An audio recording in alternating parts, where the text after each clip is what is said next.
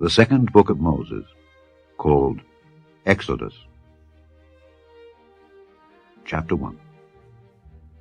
Now these are the names of the children of Israel which came into Egypt. Every man and his household came with Jacob. Reuben, Simeon, Levi, and Judah, Issachar, Zebulun, and Benjamin, Dan and Naphtali, Gad and Asher. And all the souls that came out of the loins of Jacob were 70 souls, for Joseph was in Egypt already. And Joseph died, and all his brethren, and all that generation. And the children of Israel were fruitful, and increased abundantly, and multiplied, and waxed exceeding mighty, and the land was filled with them. Now there arose up a new king over Egypt, which knew not Joseph. And he said unto his people, Behold, the people of the children of Israel are more and mightier than we. Come on, let us deal wisely with them, lest they multiply, and it come to pass that when there falleth out any war, they join also unto our enemies, and fight against us, and so get them up out of the land. Therefore they did set over them taskmasters, to afflict them with their burdens. And they built for Pharaoh treasure cities, Pithom and Raamses. But the more they afflicted them, the more they multiplied and grew. And they were grieved because of the children of Israel. And the Egyptians made the children of Israel to serve with rigor, and they made their lives bitter with hard bondage, in mortar and in brick, and in all manner of service in the field. All their service wherein they made them serve was with rigor. And the king of Egypt spake to the Hebrew midwives, of which the name of the one was Shiphrah, and the name of the other Pua. And he said, When ye do the office of a midwife to the Hebrew women, and see them upon the stools, if it be a son, then ye shall kill him. But if it be a daughter, then she shall live. But the midwives feared God, and did not as the king of Egypt commanded them, but saved the men-children alive. And the king of Egypt called for the midwives, and said unto them, Why have ye done this thing, and have saved the men-children alive? And the midwives said unto Pharaoh, Because the Hebrew women are not as the Egyptian women, for they are lively, and are delivered ere the midwives come in unto them. Therefore God dealt well with the midwives, and the people multiplied and waxed very mighty.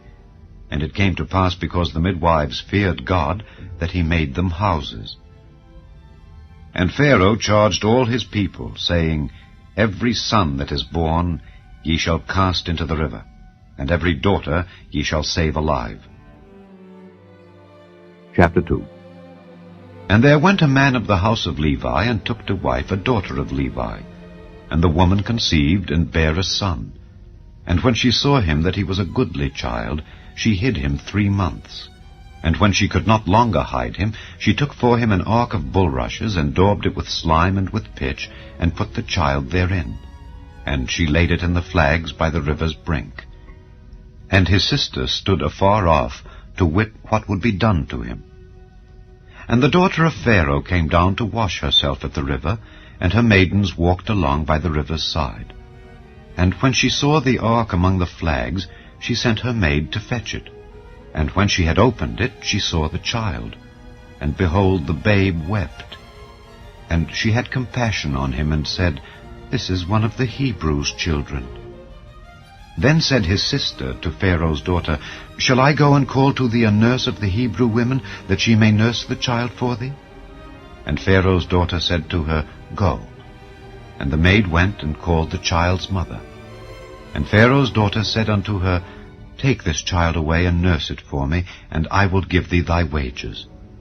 And the woman took the child, and nursed it. And the child grew, and she brought him unto Pharaoh's daughter, and he became her son. And she called his name Moses. And she said, Because I drew him out of the water. And it came to pass in those days, when Moses was grown, that he went out unto his brethren, and looked on their burdens. And he spied an Egyptian smiting an Hebrew, one of his brethren. And he looked this way and that way, and when he saw that there was no man, he slew the Egyptian, and hid him in the sand. And when he went out the second day, behold, 2 men of the Hebrews strove together. And he said to him that did the wrong, Wherefore smitest thou thy fellow? And he said, Who made thee a prince and a judge over us? Intendest thou to kill me as thou killedst the Egyptian? And Moses feared and said, Surely this thing is known. Now when Pharaoh heard this thing, he sought to slay Moses. But Moses fled from the face of Pharaoh and dwelt in the land of Midian. And he sat down by a well. Now the priest of Midian had 7 daughters, and they came and drew water, and filled the troughs to water their father's flock. And the shepherds came and drove them away. But Moses stood up and helped them, and watered their flock. And when they came to Reuel their father, he said, How is it that ye are come so soon today? And they said, An Egyptian delivered us out of the hand of the shepherds, and also drew water enough for us, and watered the flock. And he said unto his daughters, And where is he? Why is it that ye have left the man? Call him that he may eat bread. And Moses was content to dwell with the man. And he gave Moses Zipporah his daughter. And she bare him a son, and he called his name Gershom. For he said, I have been a stranger in a strange land. And it came to pass, in process of time, that the king of Egypt died, and the children of Israel sighed by reason of the bondage. And they cried, and their cry came up unto God by reason of the bondage. And God heard their groaning, and God remembered his covenant with Abraham, with Isaac, and with Jacob. And God looked upon the children of Israel, and God had respect unto them. Chapter 3. Now Moses kept the flock of Jethro his father-in-law, the priest of Midian. And he led the flock to the backside of the desert, and came to the mountain of God, even to Horeb. And the angel of the Lord appeared unto him in a flame of fire out of the midst of a bush. And he looked, and behold, the bush burned with fire, and the bush was not consumed. And Moses said, I will now turn aside and see this great sight, why the bush is not burnt. And when the Lord saw that he turned aside to see, God called unto him out of the midst of the bush, and said, Moses, Moses. And he said, Here am I. And he said, Draw not nigh hither. Put off thy shoes from off thy feet, for the place whereon thou standest is holy ground. Moreover he said, I am the God of thy father, the God of Abraham, the God of Isaac, and the God of Jacob. And Moses hid his face, for he was afraid to look upon God. And the Lord said, I have surely seen the affliction of my people which are in Egypt, and have heard their cry by reason of their taskmasters, for I know their sorrows. And I am come down to deliver them out of the hand of the Egyptians, and to bring them up out of that land unto a good land and a large, unto a land flowing with milk and honey, unto the place of the Canaanites and the Hittites and the Amorites and the Perizzites and the Hivites and the Jebusites. Now therefore, behold, the cry of the children of Israel is come unto me, and I have also seen the oppression wherewith the Egyptians oppress them. Come now therefore, and I will send thee unto Pharaoh, that thou mayest bring forth my people the children of Israel out of Egypt. And Moses said unto God, Who am I that I should go unto Pharaoh, and that I should bring forth the children of Israel out of Egypt? And he said, Certainly I will be with thee, and this shall be a token unto thee that I have sent thee. When thou hast brought forth the people out of Egypt, ye shall serve God upon this mountain. And Moses said unto God, Behold, when I come unto the children of Israel, and shall say unto them, The God of your fathers hath sent me unto you, and they shall say to me, What is his name? What shall I say unto them? And God said unto Moses, I am that I am. And he said, Thus shalt thou say unto the children of Israel, I am hath sent me unto you. And God said moreover unto Moses, Thus shalt thou say unto the children of Israel, The Lord God of your fathers, the God of Abraham, the God of Isaac, and the God of Jacob, hath sent me unto you. This is my name forever, and this is my memorial unto all generations. Go and gather the elders of Israel together, and say unto them, The Lord God of your fathers, the God of Abraham, of Isaac, and of Jacob, appeared unto me, saying, I have surely visited you, and seen that which is done to you in Egypt. And I have said, I will bring you up out of the affliction of Egypt unto the land of the Canaanites, and the Hittites, and the Amorites, and the Perizzites, and the Hivites, and the Jebusites, unto a land flowing with milk and honey. And they shall hearken to thy voice. And thou shalt come, thou and the elders of Israel, unto the king of Egypt, and ye shall say unto him, The Lord God of the Hebrews hath met with us. And now let us go, we beseech thee, 3 days' journey into the wilderness, that we may sacrifice to the Lord our God. And I am sure that the king of Egypt will not let you go, no, not by a mighty hand. And I will stretch out my hand, and smite Egypt with all my wonders, which I will do in the midst thereof. And after that he will let you go. And I will give this people favor in the sight of the Egyptians, and it shall come to pass that when ye go, ye shall not go empty. But every woman shall borrow of her neighbor, and of her that sojourneth in her house, jewels of silver, and jewels of gold, and raiment. And ye shall put them upon your sons and upon your daughters, and ye shall spoil the Egyptians. Chapter 4. And Moses answered and said, But behold, they will not believe me, nor hearken unto my voice. For they will say, The Lord hath not appeared unto thee. And the Lord said unto him, What is that in thine hand? And he said, A rod. And he said, Cast it on the ground. And he cast it on the ground, and it became a serpent, and Moses fled from before it. And the Lord said unto Moses, Put forth thine hand, and take it by the tail. And he put forth his hand, and caught it, and it became a rod in his hand. That they may believe that the Lord God of their fathers, the God of Abraham, the God of Isaac, and the God of Jacob, hath appeared unto thee. And the Lord said furthermore unto him, Put now thine hand into thy bosom. And he put his hand into his bosom, and when he took it out, behold, his hand was leprous as snow. And he said, Put thine hand into thy bosom again. And he put his hand into his bosom again, and plucked it out of his bosom, and behold, it was turned again as his other flesh. And it shall come to pass, if they will not believe thee, neither hearken to the voice of the first sign, that they will believe the voice of the latter sign. And it shall come to pass, if they will not believe also these 2 signs, neither hearken unto thy voice, that thou shalt take of the water of the river, and pour it upon the dry land. And the water which thou takest out of the river shall become blood upon the dry land. And Moses said unto the Lord, O my Lord, I am not eloquent, neither heretofore, nor since thou hast spoken unto thy servant, but I am slow of speech and of a slow tongue. And the Lord said unto him, Who hath made man's mouth? Or who maketh the dumb, or deaf, or the seeing, or the blind? Have not I the Lord?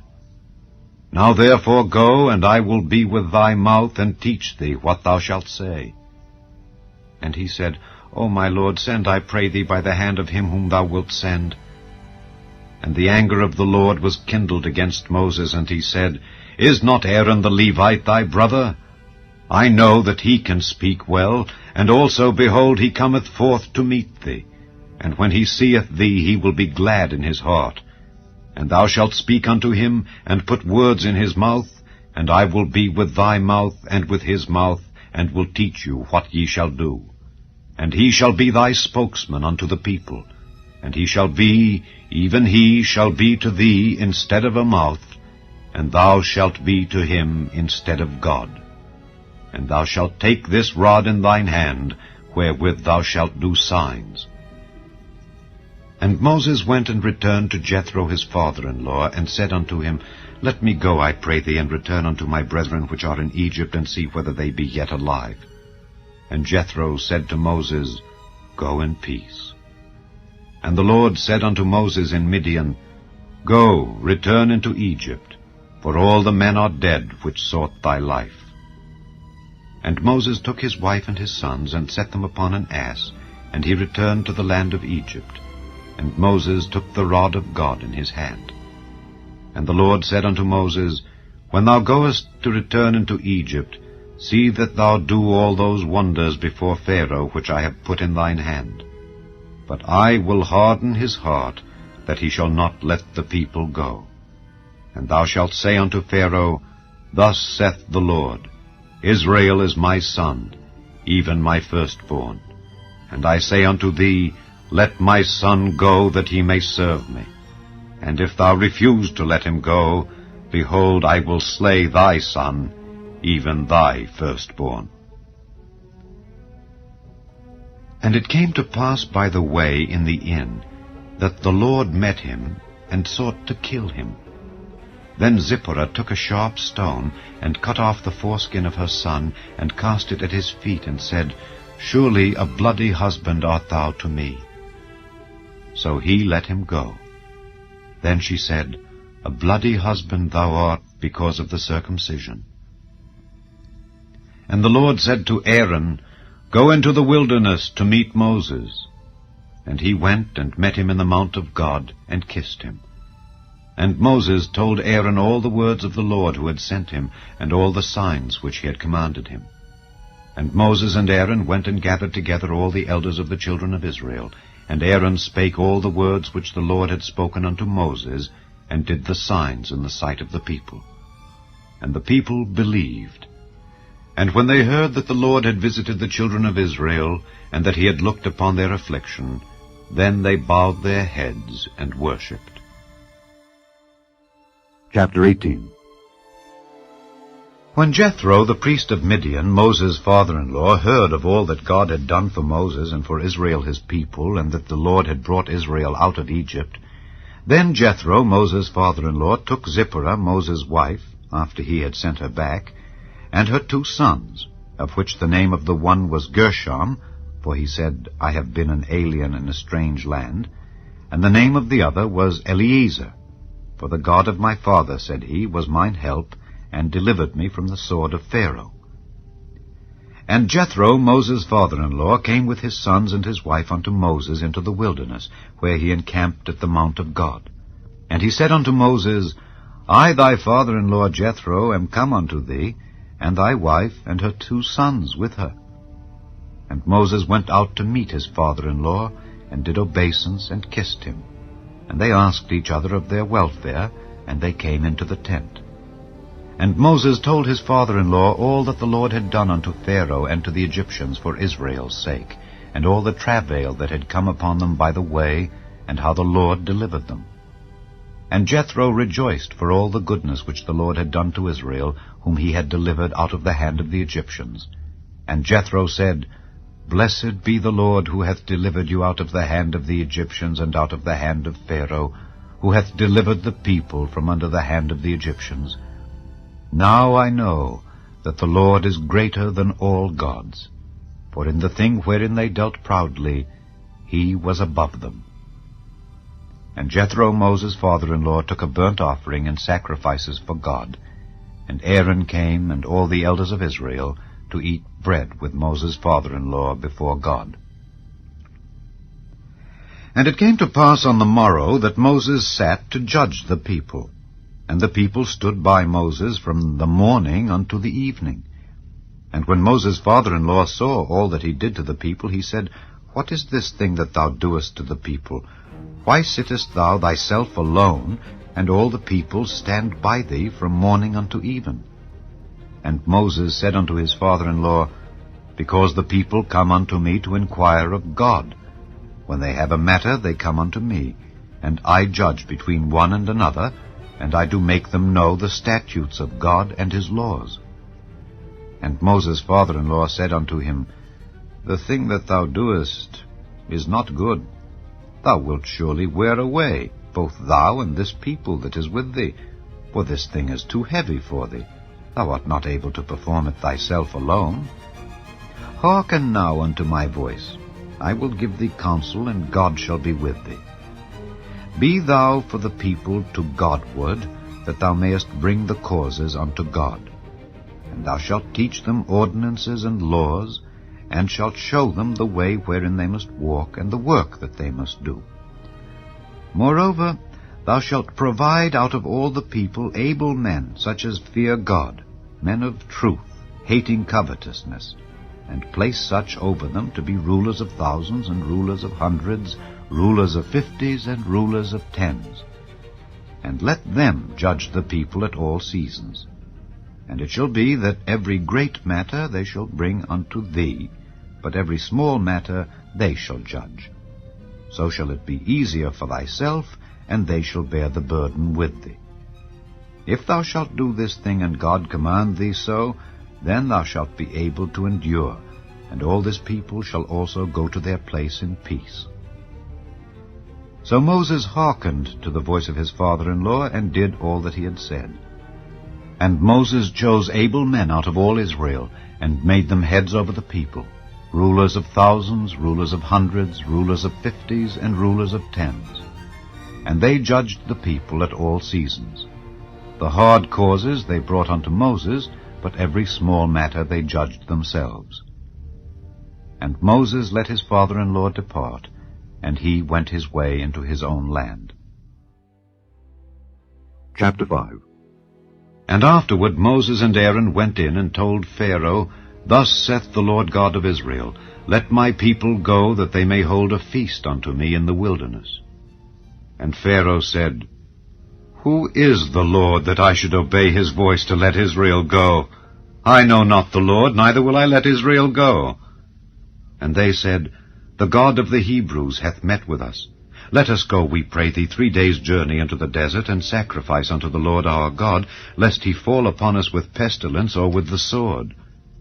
And the king of Egypt said unto them, Wherefore do ye, Moses and Aaron, let the people from their works? Get you unto your burdens.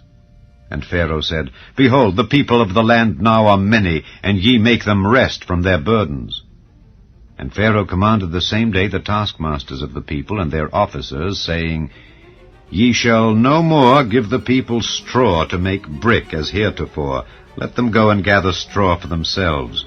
And the tale of the bricks which they did make heretofore ye shall lay upon them. Ye shall not diminish aught thereof. For they be idle. Therefore they cry, saying, Let us go and sacrifice to our God. Let their more work be laid upon the men, that they may labor therein, and let them not regard vain words. And the taskmasters of the people went out, and their officers, and they spake to the people, saying, Thus saith Pharaoh, I will not give you straw. Go ye, get you straw where ye can find it, yet not aught of your work shall be diminished. So the people were scattered abroad throughout all the land of Egypt, to gather stubble instead of straw. And the taskmasters hasted them, saying, Fulfill your works, your daily tasks, as when there was straw. And the officers of the children of Israel, which Pharaoh's taskmasters had set over them, were beaten, and demanded, Wherefore have ye not fulfilled your task in making brick both yesterday and today as heretofore? Then the officers of the children of Israel came and cried unto Pharaoh, saying, Wherefore dealest thou thus with thy servants? There is no straw given unto thy servants, and they say to us, Make brick. And behold, thy servants are beaten. But the fault is in thine own people. But he said, Ye are idle, ye are idle. Therefore ye say, Let us go and do sacrifice to the Lord. Go therefore now and work. For there shall no straw be given you, yet shall ye deliver the tale of bricks. And the officers of the children of Israel did see that they were in evil case, after it was said, Ye shall not minish aught from your bricks of your daily task. And they met Moses and Aaron, who stood in the way, as they came forth from Pharaoh, and they said unto them, The Lord look upon you and judge. Because ye have made our savor to be abhorred in the eyes of Pharaoh and in the eyes of his servants, to put a sword in their hand to slay us. And Moses returned unto the Lord and said, Lord, wherefore hast thou so evil entreated this people? Why is it that thou hast sent me? For since I came to Pharaoh to speak in thy name, he hath done evil to this people. Neither hast thou delivered thy people at all. Chapter 6. Then the Lord said unto Moses, Now shalt thou see what I will do to Pharaoh. For with a strong hand shall he let them go, and with a strong hand shall he drive them out of his land. And God spake unto Moses, and said unto him, I am the Lord, and I appeared unto Abraham, unto Isaac, and unto Jacob by the name of God Almighty, but by my name Jehovah was I not known to them. And I have also established my covenant with them, to give them the land of Canaan, the land of their pilgrimage, wherein they were strangers. And I have also heard the groaning of the children of Israel, whom the Egyptians keep in bondage, and I have remembered my covenant.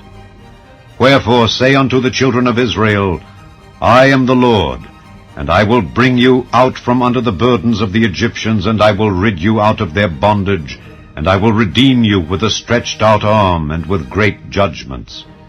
And I will take you to me for a people, and I will be to you a God. And ye shall know that I am the Lord your God, which bringeth you out from under the burdens of the Egyptians. And I will bring you in unto the land concerning the which I did swear to give it to Abraham, to Isaac, and to Jacob. And I will give it you for an heritage. I am the Lord. And Moses spake so unto the children of Israel, but they hearkened not unto Moses for anguish of spirit and for cruel bondage. And the Lord spake unto Moses, saying, Go in, speak unto Pharaoh king of Egypt, that he let the children of Israel go out of his land. And Moses spake before the Lord, saying, Behold, the children of Israel have not hearkened unto me. How then shall Pharaoh hear me, who am of uncircumcised lips? And the Lord spake unto Moses and unto Aaron, and gave them a charge unto the children of Israel and unto Pharaoh king of Egypt, to bring the children of Israel out of the land of Egypt. These be the heads of their fathers' houses. The sons of Reuben, the firstborn of Israel, Hanok, and Palu, Hezron, and Carmi. These be the families of Reuben. And the sons of Simeon, Jemuel, and Jamin, and Ohad, and Jachin, and Zohar, and Shaul, the son of a Canaanitish woman. These are the families of Simeon. And these are the names of the sons of Levi according to their generations, Gershon, and Kohath, and Merari. And the years of the life of Levi were 137 years. The sons of Gershon, Libni and Shimei, according to their families. And the sons of Kohath, Amram, and Izhar, and Hebron, and Uzziel. And the years of the life of Kohath were 133 years. And the sons of Merari, Mahali, and Mushi. These are the families of Levi according to their generations. And Amram took him Jochebed, his father's sister, to wife, and she bare him Aaron and Moses. And the years of the life of Amram were 137 years. And the sons of Izhar, Korah, and Nepheg, and Zichri. And the sons of Uzziel, Mishael, and Elzaphan, and Zithri. And Aaron took him Elisheba, daughter of Amminadab, sister of Naashon, to wife, and she bare him Nadab, and Abihu, Eleazar, and Ithamar. And the sons of Korah, Assir, and Elkanah, and Abiasaph. These are the families of the Korhites. And Eleazar, Aaron's son, took him one of the daughters of Putiel to wife, and she bare him Phinehas. These are the heads of the fathers of the Levites according to their families. These are that Aaron and Moses, to whom the Lord said, Bring out the children of Israel from the land of Egypt according to their armies. These are they which spake to Pharaoh king of Egypt, to bring out the children of Israel from Egypt. These are that Moses and Aaron. And it came to pass on the day when the Lord spake unto Moses in the land of Egypt, that the Lord spake unto Moses, saying, I am the Lord. Speak thou unto Pharaoh king of Egypt all that I say unto thee. And Moses said before the Lord, Behold, I am of uncircumcised lips, and how shall Pharaoh hearken unto me? Chapter 7. And the Lord said unto Moses, See, I have made thee a god to Pharaoh, and Aaron thy brother shall be thy prophet. Thou shalt speak all that I command thee, and Aaron thy brother shall speak unto Pharaoh, that he send the children of Israel out of his land. And I will harden Pharaoh's heart, and multiply my signs and my wonders in the land of Egypt. But Pharaoh shall not hearken unto you, that I may lay my hand upon Egypt, and bring forth mine armies and my people, the children of Israel, out of the land of Egypt, by great judgments. And the Egyptians shall know that I am the Lord, when I stretch forth mine hand upon Egypt, and bring out the children of Israel from among them. And Moses and Aaron did as the Lord commanded them. So did they. And Moses was 80 years old, and Aaron 83 years old, when they spake unto Pharaoh. And the Lord spake unto Moses and unto Aaron, saying, When Pharaoh shall speak unto you, saying, Show a miracle for you, then thou shalt say unto Aaron, Take thy rod, and cast it before Pharaoh, and it shall become a serpent. And Moses and Aaron went in unto Pharaoh, and they did so as the Lord had commanded. And Aaron cast down his rod before Pharaoh and before his servants, and it became a serpent. Then Pharaoh also called the wise men and the sorcerers. Now the magicians of Egypt, they also did in like manner with their enchantments. For they cast down every man his rod, and they became serpents. But Aaron's rod swallowed up their rods. And he hardened Pharaoh's heart, that he hearkened not unto them, as the Lord had said. And the Lord said unto Moses, Pharaoh's heart is hardened, he refuseth to let the people go. Get thee unto Pharaoh in the morning. Lo, he goeth out unto the water, and thou shalt stand by the river's brink against he come. And the rod which was turned to a serpent shalt thou take in thine hand. And thou shalt say unto him, The Lord God of the Hebrews hath sent me unto thee, saying, Let my people go, that they may serve me in the wilderness. And behold, hitherto thou wouldest not hear. Thus saith the Lord, In this thou shalt know that I am the Lord. Behold, I will smite with the rod that is in mine hand upon the waters which are in the river, and they shall be turned to blood. And the fish that is in the river shall die, and the river shall stink, and the Egyptians shall loathe to drink of the water of the river. And the Lord spake unto Moses, Say unto Aaron, Take thy rod, and stretch out thine hand upon the waters of Egypt, upon their streams, upon their rivers, and upon their ponds, and upon all their pools of water, that they may become blood, and that there may be blood throughout all the land of Egypt, both in vessels of wood and in vessels of stone. And Moses and Aaron did so as the Lord commanded. And he lifted up the rod, and smote the waters that were in the river in the sight of Pharaoh and in the sight of his servants, and all the waters that were in the river were turned to blood, and the fish that was in the river died, and the river stank, and the Egyptians could not drink of the water of the river, and there was blood throughout all the land of Egypt. And the magicians of Egypt did so with their enchantments. And Pharaoh's heart was hardened, neither did he hearken unto them, as the Lord had said. And Pharaoh turned and went into his house, neither did he set his heart to this also. And all the Egyptians digged round about the river for water to drink, for they could not drink of the water of the river. And 7 days were fulfilled after that the Lord had smitten the river. Chapter 8. And the Lord spake unto Moses, Go unto Pharaoh, and say unto him, Thus saith the Lord, Let my people go, that they may serve me. And if thou refuse to let them go, behold, I will smite all thy borders with frogs, and the river shall bring forth frogs abundantly, which shall go up and come into thine house, and into thy bedchamber, and upon thy bed, and into the house of thy servants, and upon thy people, and into thine ovens, and into thy kneading troughs. And the frogs shall come up both on thee, and upon thy people, and upon all thy servants. And the Lord spake unto Moses, Say unto Aaron, Stretch forth thine hand with thy rod over the streams, over the rivers, and over the ponds, and cause frogs to come up upon the land of Egypt. And Aaron stretched out his hand over the waters of Egypt, and the frogs came up and covered the land of Egypt.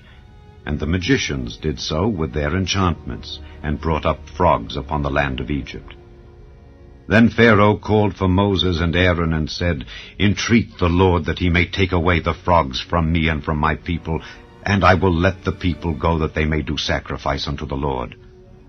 And Moses said unto Pharaoh, Glory over me, When shall I entreat for thee and for thy servants and for thy people to destroy the frogs from thee and thy houses, that they may remain in the river only?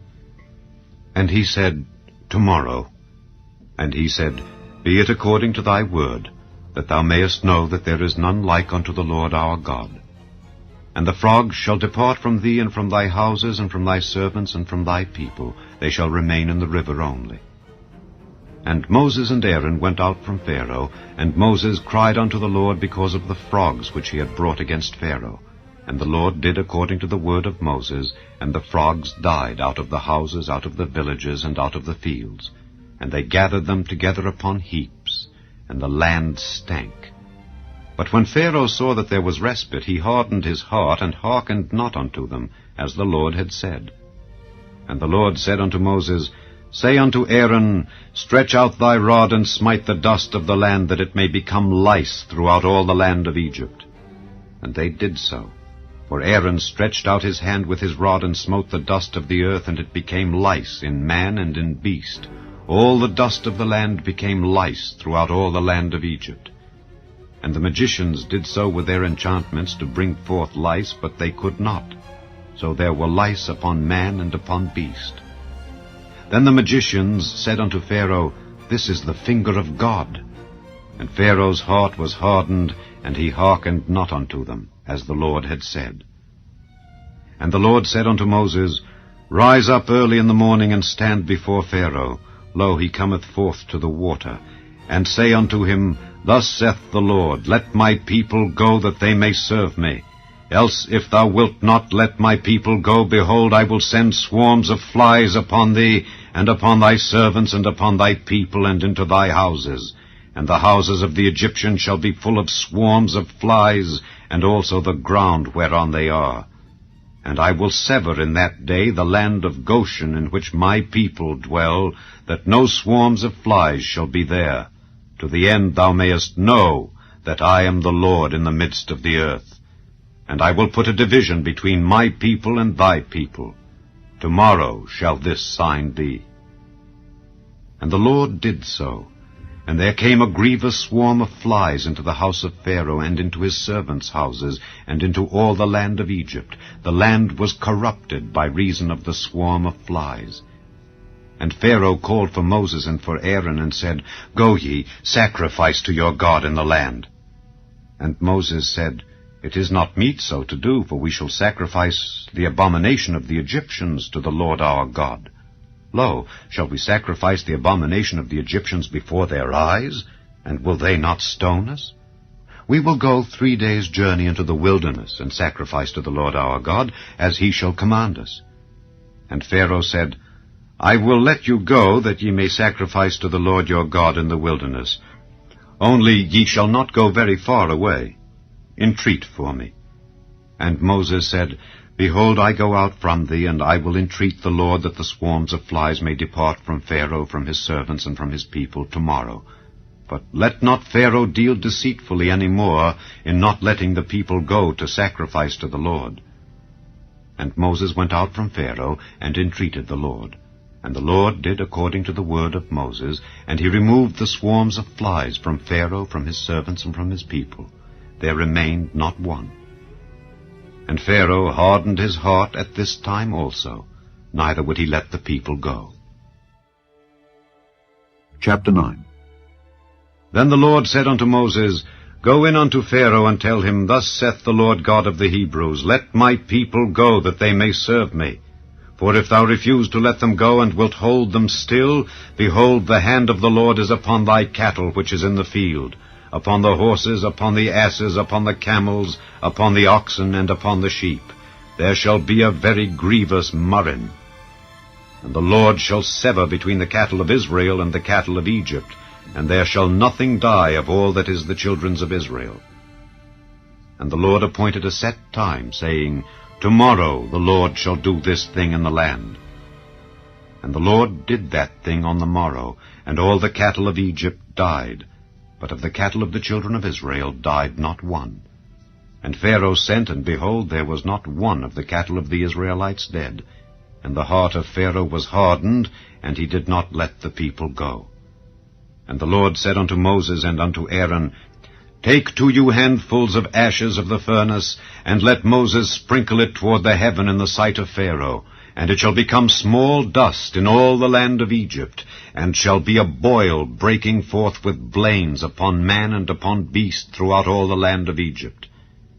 And they took ashes of the furnace, and stood before Pharaoh, and Moses sprinkled it up toward heaven, and it became a boil breaking forth with blains upon man and upon beast. And the magicians could not stand before Moses because of the boils, for the boil was upon the magicians and upon all the Egyptians. And the Lord hardened the heart of Pharaoh, and he hearkened not unto them, as the Lord had spoken unto Moses. And the Lord said unto Moses, Rise up early in the morning, and stand before Pharaoh, and say unto him, Thus saith the Lord God of the Hebrews, Let my people go, that they may serve me. For I will at this time send all my plagues upon thine heart, and upon thy servants, and upon thy people, that thou mayest know that there is none like me in all the earth. For now I will stretch out my hand, that I may smite thee and thy people with pestilence, and thou shalt be cut off from the earth.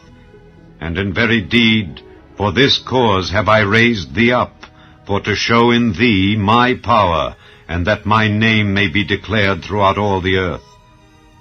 As yet exaltest thou thyself against my people, that thou wilt not let them go? Behold, tomorrow about this time I will cause it to rain a very grievous hail, such as hath not been in Egypt since the foundation thereof even until now. Send therefore now, and gather thy cattle and all that thou hast in the field, for upon every man and beast which shall be found in the field and shall not be brought home, the hail shall come down upon them, and they shall die. He that feared the word of the Lord among the servants of Pharaoh made his servants and his cattle flee into the houses, and he that regarded not the word of the Lord left his servants and his cattle in the field. And the Lord said unto Moses, Stretch forth thine hand toward heaven, that there may be hail in all the land of Egypt, upon man and upon beast, and upon every herb of the field throughout the land of Egypt. And Moses stretched forth his rod toward heaven, and the Lord sent thunder and hail, and the fire ran along upon the ground, and the Lord rained hail upon the land of Egypt. So there was hail and fire mingled with the hail, very grievous, such as there was none like it in all the land of Egypt since it became a nation. And the hail smote throughout all the land of Egypt all that was in the field, both man and beast. And the hail smote every herb of the field, and brake every tree of the field. Only in the land of Goshen, where the children of Israel were, was there no hail. And Pharaoh sent and called for Moses and Aaron, and said unto them, I have sinned this time. The Lord is righteous, and I and my people are wicked. Entreat the Lord, for it is enough, that there be no more mighty thunderings and hail, and I will let you go, and ye shall stay no longer. And Moses said unto him, As soon as I am gone out of the city, I will spread abroad my hands unto the Lord, and the thunder shall cease, neither shall there be any more hail, that thou mayest know how that the earth is the Lord's. But as for thee and thy servants, I know that ye will not yet fear the Lord God. And the flax and the barley was smitten, for the barley was in the ear, and the flax was bold. But the wheat and the rye were not smitten, for they were not grown up. And Moses went out of the city from Pharaoh, and spread abroad his hands unto the Lord, and the thunders and hail ceased, and the rain was not poured upon the earth. And when Pharaoh saw that the rain and the hail and the thunders were ceased, he sinned yet more, and hardened his heart, he and his servants. And the heart of Pharaoh was hardened, neither would he let the children of Israel go, as the Lord had spoken by Moses. Chapter 10. And the Lord said unto Moses, Go in unto Pharaoh, for I have hardened his heart and the heart of his servants, that I might show these my signs before him, and that thou mayest tell in the ears of thy son and of thy son's son what things I have wrought in Egypt, and my signs which I have done among them, that ye may know how that I am the Lord. And Moses and Aaron came in unto Pharaoh, and said unto him, Thus saith the Lord God of the Hebrews, How long wilt thou refuse to humble thyself before me? Let my people go, that they may serve me. Else, if thou refuse to let my people go, behold, tomorrow will I bring the locusts into thy coast, and they shall cover the face of the earth, that one cannot be able to see the earth. And they shall eat the residue of that which is escaped, which remaineth unto you from the hail, and shall eat every tree which groweth for you out of the field. And they shall fill thy houses, and the houses of all thy servants, and the houses of all the Egyptians, which neither thy fathers nor thy fathers' fathers have seen since the day that they were upon the earth unto this day. And he turned himself and went out from Pharaoh. And Pharaoh's servants said unto him, How long shall this man be a snare unto us? Let the men go, that they may serve the Lord their God. Knowest thou not yet that Egypt is destroyed? And Moses and Aaron were brought again unto Pharaoh, and he said unto them, Go, serve the Lord your God. But who are they that shall go? And Moses said, We will go with our young and with our old, with our sons and with our daughters, with our flocks and with our herds will we go, for we must hold a feast unto the Lord. And he said unto them, Let the Lord be so with you as I will let you go and your little ones. Look to it, for evil is before you. Not so. Go now, ye that are men, and serve the Lord, for that ye did desire. And they were driven out from Pharaoh's presence. And the Lord said unto Moses, Stretch out thine hand over the land of Egypt for the locusts, that they may come up upon the land of Egypt, and eat every herb of the land, even all that the hail hath left. And Moses stretched forth his rod over the land of Egypt, and the Lord brought an east wind upon the land all that day and all that night. And when it was morning, the east wind brought the locusts.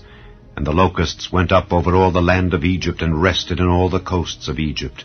Very grievous were they. Before them there were no such locusts as they, neither after them shall be such. For they covered the face of the whole earth, so that the land was darkened. And they did eat every herb of the land, and all the fruit of the trees which the hail had left. And there remained not any green thing in the trees, or in the herbs of the field, through all the land of Egypt. Then Pharaoh called for Moses and Aaron in haste, and he said, I have sinned against the Lord your God and against you. Now therefore forgive, I pray thee, my sin only this once, and entreat the Lord your God that he may take away from me this death only. And he went out from Pharaoh and entreated the Lord. And the Lord turned a mighty strong west wind, which took away the locusts and cast them into the Red Sea. There remained not one locust in all the coasts of Egypt. But the Lord hardened Pharaoh's heart, so that he would not let the children of Israel go. And the Lord said unto Moses, Stretch out thine hand toward heaven, that there may be darkness over the land of Egypt, even darkness which may be felt. And Moses stretched forth his hand toward heaven, and there was a thick darkness in all the land of Egypt 3 days. They saw not one another, neither rose any from his place for 3 days. But all the children of Israel had light in their dwellings. And Pharaoh called unto Moses and said, Go ye, serve the Lord. Only let your flocks and your herds be stayed. Let your little ones also go with you. And Moses said, Thou must give us also sacrifices and burnt offerings, that we may sacrifice unto the Lord our God. Our cattle also shall go with us. There shall not an hoof be left behind, for thereof must we take to serve the Lord our God. And we know not with what we must serve the Lord until we come thither. But the Lord hardened Pharaoh's heart, and he would not let them go. And Pharaoh said unto him, Get thee from me. Take heed to thyself, see my face no more, for in that day thou seest my face thou shalt die. And Moses said, Thou hast spoken well. I will see thy face again no more. Chapter 11. And the Lord said unto Moses, Yet will I bring one plague more upon Pharaoh and upon Egypt. Afterwards he will let you go hence.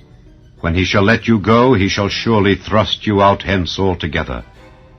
Speak now in the ears of the people, and let every man borrow of his neighbor, and every woman of her neighbor, jewels of silver and jewels of gold. And the Lord gave the people favor in the sight of the Egyptians. Moreover, the man Moses was very great in the land of Egypt, in the sight of Pharaoh's servants, and in the sight of the people. And Moses said, Thus saith the Lord, About midnight will I go out into the midst of Egypt, and all the firstborn in the land of Egypt shall die, from the firstborn of Pharaoh that sitteth upon his throne, even unto the firstborn of the maidservant that is behind the mill.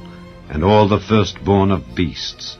And there shall be a great cry throughout all the land of Egypt, such as there was none like it, nor shall be like it any more. But against any of the children of Israel shall not a dog move his tongue against man or beast, that ye may know how that the Lord doth put a difference between the Egyptians and Israel. And all these thy servants shall come down unto me, and bow down themselves unto me, saying, Get thee out, and all the people that follow thee. And after that I will go out. And he went out from Pharaoh in a great anger. And the Lord said unto Moses, Pharaoh shall not hearken unto you, that my wonders may be multiplied in the land of Egypt. And Moses and Aaron did all these wonders before Pharaoh. And the Lord hardened Pharaoh's heart, so that he would not let the children of Israel go out of his land. Chapter 12. And the Lord spake unto Moses and Aaron in the land of Egypt, saying, This month shall be unto you the beginning of months. It shall be the first month of the year to you. Speak ye unto all the congregation of Israel, saying, In the 10th day of this month they shall take to them every man a lamb according to the house of their fathers, a lamb for an house. And if the household be too little for the lamb, let him and his neighbor next unto his house take it according to the number of the souls. Every man according to his eating shall make your count for the lamb. Your lamb shall be without blemish, a male of the first year. Ye shall take it out from the sheep or from the goats. And ye shall keep it up until the 14th day of the same month.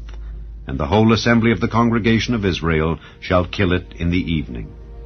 And they shall take of the blood, and strike it on the 2 side posts, and on the upper doorpost of the houses wherein they shall eat it. And they shall eat the flesh in that night, roast with fire, and unleavened bread, and with bitter herbs they shall eat it. Eat not of it raw, nor sodden at all with water, but roast with fire, his head with his legs, and with the purtenance thereof. And ye shall let nothing of it remain until the morning, and that which remaineth of it until the morning ye shall burn with fire. And thus shall ye eat it, with your loins girded, your shoes on your feet, and your staff in your hand, and ye shall eat it in haste. It is the Lord's Passover. For I will pass through the land of Egypt this night, and will smite all the firstborn in the land of Egypt, both man and beast. And against all the gods of Egypt I will execute judgment. I am the Lord. And the blood shall be to you for a token upon the houses where ye are. And when I see the blood, I will pass over you, and the plague shall not be upon you to destroy you when I smite the land of Egypt. And this day shall be unto you for a memorial, and ye shall keep it a feast to the Lord throughout your generations. Ye shall keep it a feast by an ordinance forever. 7 days shall ye eat unleavened bread. Even the first day ye shall put away leaven out of your houses. For whosoever eateth leavened bread from the first day until the 7th day, that soul shall be cut off from Israel. And in the first day there shall be an holy convocation, and in the 7th day there shall be an holy convocation to you. No manner of work shall be done in them, save that which every man must eat, that only may be done of you. And ye shall observe the feast of unleavened bread. For in this selfsame day have I brought your armies out of the land of Egypt. Therefore shall ye observe this day in your generations by an ordinance forever. In the 1st month, on the 14th day of the month, at even, ye shall eat unleavened bread until the 21st day of the month at even. 7 days shall there be no leaven found in your houses. For whosoever eateth that which is leavened, even that soul shall be cut off from the congregation of Israel, whether he be a stranger or born in the land. Ye shall eat nothing leavened. In all your habitations shall ye eat unleavened bread. Then Moses called for all the elders of Israel, and said unto them, Draw out and take you a lamb according to your families, and kill the Passover. And ye shall take a bunch of hyssop, and dip it in the blood that is in the basin, and strike the lintel and the 2 side posts with the blood that is in the basin. And none of you shall go out at the door of his house until the morning. For the Lord will pass through to smite the Egyptians. And when he seeth the blood upon the lintel and on the 2 side posts, the Lord will pass over the door, and will not suffer the destroyer to come in unto your houses to smite you. And ye shall observe this thing for an ordinance to thee and to thy sons forever. And it shall come to pass, when ye be come to the land which the Lord will give you, according as he hath promised, that ye shall keep this service. And it shall come to pass, when your children shall say unto you, What mean ye by this service? That ye shall say, It is the sacrifice of the Lord's Passover, who passed over the houses of the children of Israel in Egypt, when he smote the Egyptians, and delivered our houses. And the people bowed the head and worshipped. And the children of Israel went away, and did as the Lord had commanded Moses and Aaron. So did they.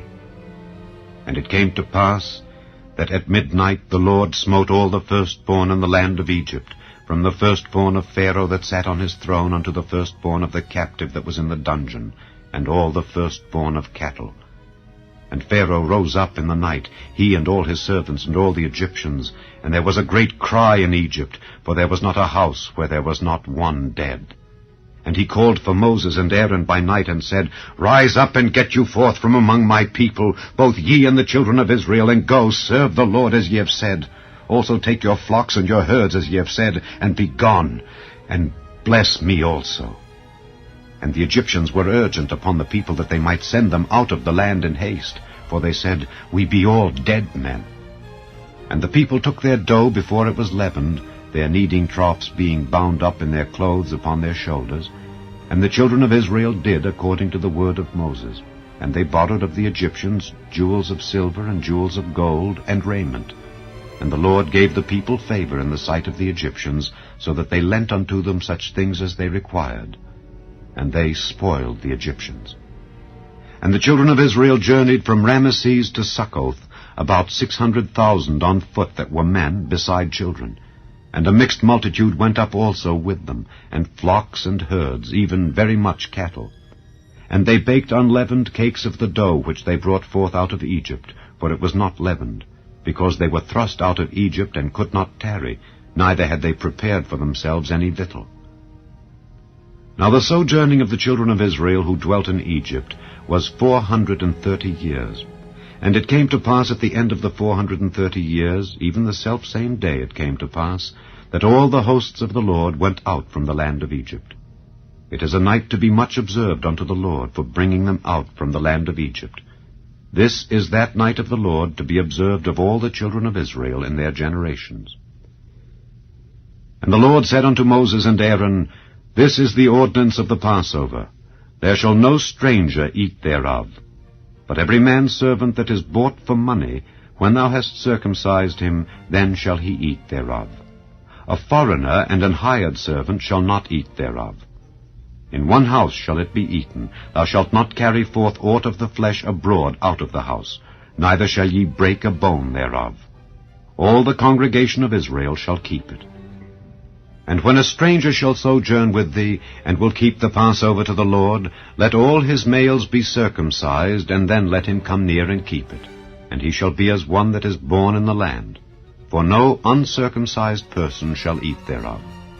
One law shall be to him that is home-born, and unto the stranger that sojourneth among you. Thus did all the children of Israel as the Lord commanded Moses and Aaron. So did they. And it came to pass the selfsame day that the Lord did bring the children of Israel out of the land of Egypt by their armies. Chapter 13. And the Lord spake unto Moses, saying, Sanctify unto me all the firstborn, whatsoever openeth the womb among the children of Israel, both of man and of beast. It is mine. And Moses said unto the people, Remember this day in which ye came out from Egypt out of the house of bondage, for by strength of hand the Lord brought you out from this place. There shall no leavened bread be eaten. This day came ye out in the month Abib. And it shall be, when the Lord shall bring thee into the land of the Canaanites, and the Hittites, and the Amorites, and the Hivites, and the Jebusites, which he sware unto thy fathers to give thee, a land flowing with milk and honey, that thou shalt keep this service in this month. 7 days thou shalt eat unleavened bread, and in the 7th day shall be a feast to the Lord. Unleavened bread shall be eaten 7 days, and there shall no leavened bread be seen with thee, neither shall there be leaven seen with thee in all thy quarters. And thou shalt show thy son in that day, saying, This is done because of that which the Lord did unto me when I came forth out of Egypt. And it shall be for a sign unto thee upon thine hand, and for a memorial between thine eyes, that the Lord's law may be in thy mouth. For with a strong hand hath the Lord brought thee out of Egypt. Thou shalt therefore keep this ordinance in his season from year to year. And it shall be, when the Lord shall bring thee into the land of the Canaanites, as he sware unto thee and to thy fathers, and shall give it thee, that thou shalt set apart unto the Lord all that openeth the matrix, and every firstling that cometh of a beast which thou hast. The males shall be the Lord's. And every firstling of an ass thou shalt redeem with a lamb, and if thou wilt not redeem it, then thou shalt break his neck. And all the firstborn of man among thy children shalt thou redeem. And it shall be, when thy son asketh thee in time to come, saying, What is this? That thou shalt say unto him, By strength of hand the Lord brought us out from Egypt, from the house of bondage. And it came to pass, when Pharaoh would hardly let us go, that the Lord slew all the firstborn in the land of Egypt, both the firstborn of man and the firstborn of beast. Therefore I sacrifice to the Lord all that openeth the matrix, being males. But all the firstborn of my children I redeem. And it shall be for a token upon thine hand, and for frontlets between thine eyes. For by strength of hand the Lord brought us forth out of Egypt. And it came to pass, when Pharaoh had let the people go, that God led them not through the way of the land of the Philistines, although that was near. For God said, Lest peradventure the people repent when they see war, and they return to Egypt. But God led the people about through the way of the wilderness of the Red Sea. And the children of Israel went up harnessed out of the land of Egypt. And Moses took the bones of Joseph with him, for he had straitly sworn the children of Israel, saying, God will surely visit you, and ye shall carry up my bones away hence with you. And they took their journey from Succoth, and encamped in Etham, in the edge of the wilderness. And the Lord went before them by day in a pillar of a cloud to lead them the way, and by night in a pillar of fire to give them light, to go by day and night. He took not away the pillar of the cloud by day, nor the pillar of fire by night from before the people. Chapter 14. And the Lord spake unto Moses, saying, Speak unto the children of Israel, that they turn and encamp before Pi-hahiroth, between Migdol and the sea, over against Baal-zephon. Before it shall ye encamp by the sea. For Pharaoh will say of the children of Israel, They are entangled in the land, the wilderness hath shut them in. And I will harden Pharaoh's heart, that he shall follow after them. And I will be honored upon Pharaoh and upon all his host, that the Egyptians may know that I am the Lord. And they did so. And it was told the king of Egypt that the people fled.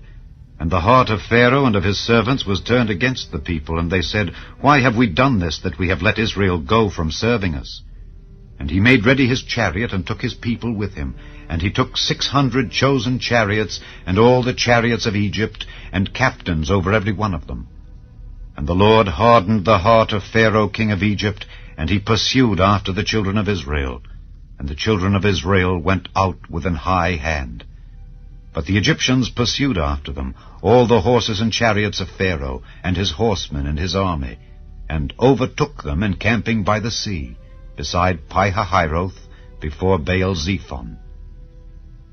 And when Pharaoh drew nigh, the children of Israel lifted up their eyes, and behold, the Egyptians marched after them, and they were sore afraid. And the children of Israel cried out unto the Lord. And they said unto Moses, Because there were no graves in Egypt, hast thou taken us away to die in the wilderness?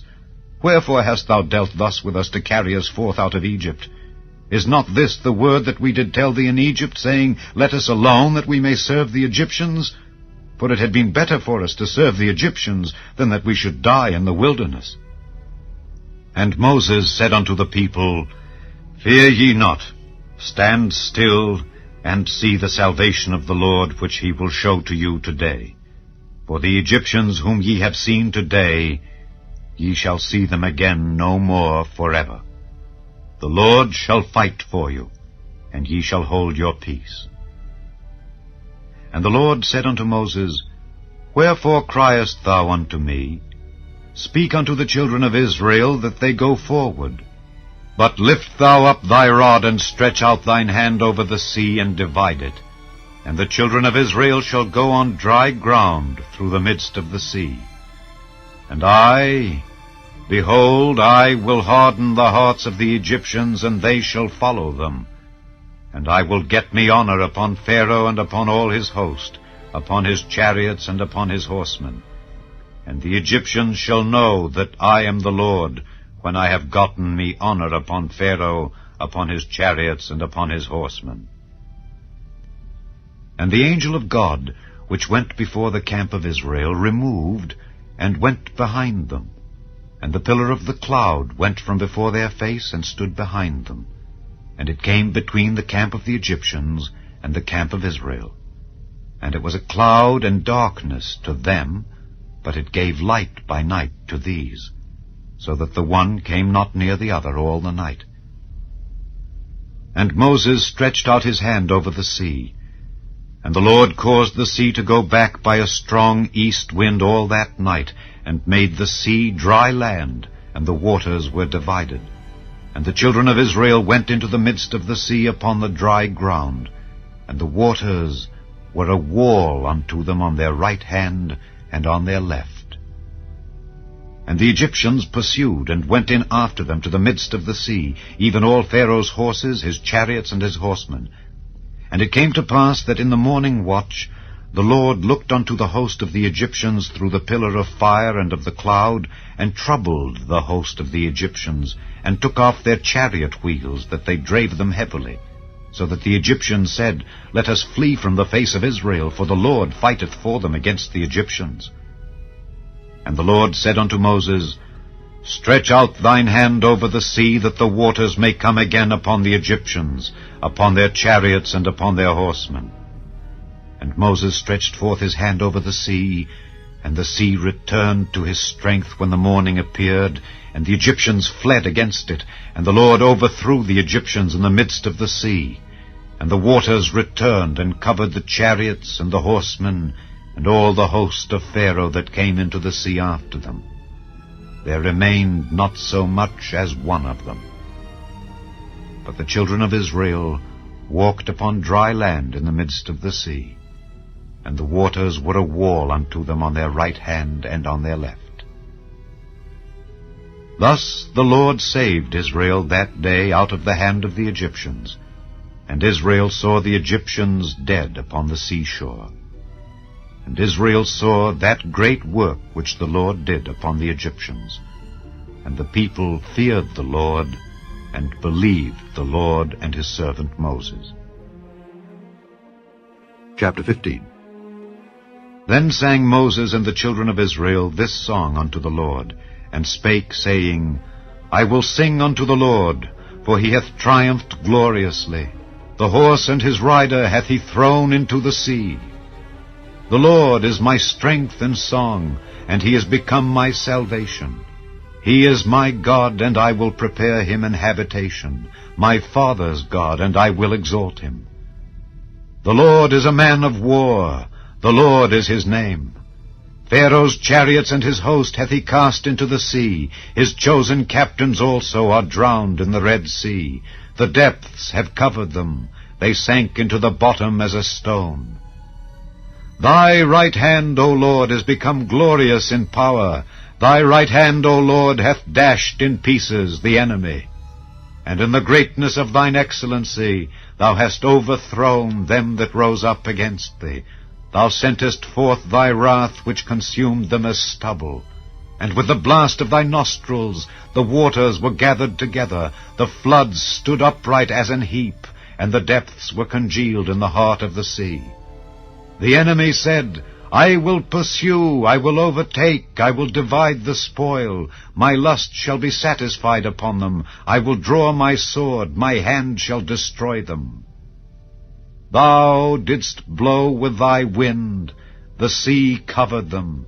They sank as lead in the mighty waters. Who is like unto thee, O Lord, among the gods? Who is like thee, glorious in holiness, fearful in praises, doing wonders? Thou stretchedst out thy right hand, the earth swallowed them. Thou in thy mercy hast led forth the people which thou hast redeemed. Thou hast guided them in thy strength unto thy holy habitation. The people shall hear and be afraid. Sorrow shall take hold on the inhabitants of Palestina. Then the dukes of Edom shall be amazed. The mighty men of Moab trembling shall take hold upon them. All the inhabitants of Canaan shall melt away. Fear and dread shall fall upon them. By the greatness of thine arm they shall be as still as a stone, till thy people pass over, O Lord, till the people pass over which thou hast purchased. Thou shalt bring them in, and plant them in the mountain of thine inheritance. In the place, O Lord, which thou hast made for thee to dwell in the sanctuary, O Lord, which thy hands have established. The Lord shall reign forever and ever. For the horse of Pharaoh went in with his chariots and with his horsemen into the sea, and the Lord brought again the waters of the sea upon them. But the children of Israel went on dry land in the midst of the sea. And Miriam, the prophetess, the sister of Aaron, took a timbrel in her hand, and all the women went out after her with timbrels and with dances. And Miriam answered them, Sing ye to the Lord, for he hath triumphed gloriously. The horse and his rider hath he thrown into the sea. So Moses brought Israel from the Red Sea, and they went out into the wilderness of Shur. And they went 3 days in the wilderness, and found no water. And when they came to Marah, they could not drink of the waters of Marah, for they were bitter. Therefore the name of it was called Marah. And the people murmured against Moses, saying, What shall we drink? And he cried unto the Lord, and the Lord showed him a tree, which when he had cast into the waters were made sweet. There he made for them a statute and an ordinance, and there he proved them, and said, If thou wilt diligently hearken to the voice of the Lord thy God, and wilt do that which is right in his sight, and wilt give ear to his commandments, and keep all his statutes, I will put none of these diseases upon thee, which I have brought upon the Egyptians. For I am the Lord that healeth thee. And they came to Elim, where were 12 wells of water, and 70 palm trees. And they encamped there by the waters. Chapter 16. And they took their journey from Elim, and all the congregation of the children of Israel came unto the wilderness of Sin, which is between Elim and Sinai, on the 15th day of the 2nd month after their departing out of the land of Egypt. And the whole congregation of the children of Israel murmured against Moses and Aaron in the wilderness. And the children of Israel said unto them, Would to God we had died by the hand of the Lord in the land of Egypt, when we sat by the flesh pots, and when we did eat bread to the full. For ye have brought us forth into this wilderness to kill this whole assembly with hunger. Then said the Lord unto Moses, Behold, I will rain bread from heaven for you, and the people shall go out and gather a certain rate every day, that I may prove them whether they will walk in my law or no. And it shall come to pass that on the 6th day they shall prepare that which they bring in, and it shall be twice as much as they gather daily. And Moses and Aaron said unto all the children of Israel, At even then ye shall know that the Lord hath brought you out from the land of Egypt. And in the morning then ye shall see the glory of the Lord, for that he heareth your murmurings against the Lord. And what are we that ye murmur against us? And Moses said, This shall be, when the Lord shall give you in the evening flesh to eat, and in the morning bread to the full. for that the Lord heareth your murmurings which ye murmur against him. And what are we? Your murmurings are not against us, but against the Lord. And Moses spake unto Aaron, Say unto all the congregation of the children of Israel, Come near before the Lord, for he hath heard your murmurings. And it came to pass, as Aaron spake unto the whole congregation of the children of Israel, that they looked toward the wilderness, and behold, the glory of the Lord appeared in the cloud. And the Lord spake unto Moses, saying, I have heard the murmurings of the children of Israel. Speak unto them, saying, At even ye shall eat flesh, and in the morning ye shall be filled with bread, and ye shall know that I am the Lord your God. And it came to pass that at even the quails came up and covered the camp. And in the morning the dew lay round about the host. And when the dew that lay was gone up, behold, upon the face of the wilderness there lay a small round thing, as small as the hoarfrost on the ground. And when the children of Israel saw it, they said one to another, It is manna, for they wist not what it was. And Moses said unto them, This is the bread which the Lord hath given you to eat. This is the thing which the Lord hath commanded. Gather of it every man according to his eating, an omer for every man, according to the number of your persons. Take ye every man for them which are in his tents. And the children of Israel did so, and gathered, some more, some less. And when they did meet it with an omer, he that gathered much had nothing over, and he that gathered little had no lack. They gathered every man according to his eating. And Moses said, Let no man leave of it till the morning. Notwithstanding, they hearkened not unto Moses, but some of them left of it until the morning, and it bred worms and stank. And Moses was wroth with them. And they gathered it every morning, every man according to his eating. And when the sun waxed hot, it melted. And it came to pass that on the 6th day they gathered twice as much bread, 2 omers for one man. And all the rulers of the congregation came and told Moses. And he said unto them, This is that which the Lord hath said. Tomorrow is the rest of the holy Sabbath unto the Lord. Bake that which ye will bake today, and seethe that ye will seethe, and that which remaineth over lay up for you to be kept until the morning. And they laid it up till the morning, as Moses bade, and it did not stink, neither was there any worm therein. And Moses said, Eat that today, for today is a Sabbath unto the Lord. Today ye shall not find it in the field. 6 days ye shall gather it, but on the 7th day, which is the Sabbath, in it there shall be none. And it came to pass that there went out some of the people on the 7th day for to gather, and they found none. And the Lord said unto Moses, How long refuse ye to keep my commandments and my laws? See, for that the Lord hath given you the Sabbath, therefore he giveth you on the 6th day the bread of 2 days. Abide ye every man in his place, let no man go out of his place on the 7th day. So the people rested on the 7th day.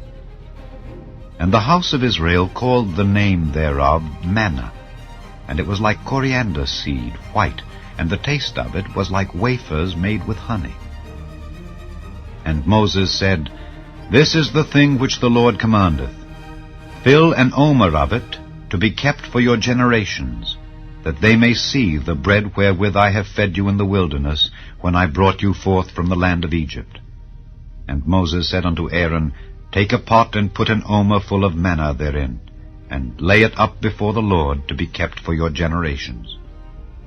As the Lord commanded Moses, so Aaron laid it up before the testimony, to be kept. And the children of Israel did eat manna 40 years, until they came to a land inhabited. They did eat manna until they came unto the borders of the land of Canaan. Now an omer is the 10th part of an ephah. We're going to tell you the Bible again, but have you already become a member of the channel? If you shouldn't already, you will receive prayers made especially for you. Chapter 17. And all the congregation of the children of Israel journeyed from the wilderness of Sin after their journeys according to the commandment of the Lord, and pitched in Rephidim, and there was no water for the people to drink. Wherefore the people did chide with Moses, and said, Give us water, that we may drink. And Moses said unto them, Why chide ye with me? Wherefore do ye tempt the Lord? And the people thirsted there for water, and the people murmured against Moses, and said, Wherefore is this that thou hast brought us up out of Egypt, to kill us and our children and our cattle with thirst? And Moses cried unto the Lord, saying, What shall I do unto this people? They be almost ready to stone me. And the Lord said unto Moses, Go on before the people, and take with thee of the elders of Israel. And thy rod, wherewith thou smotest the river, take in thine hand, and go. Behold, I will stand before thee there upon the rock in Horeb.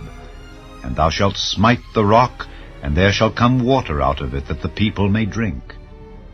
And Moses did so in the sight of the elders of Israel. And he called the name of the place Massah and Meribah, because of the chiding of the children of Israel, and because they tempted the Lord, saying, Is the Lord among us or not?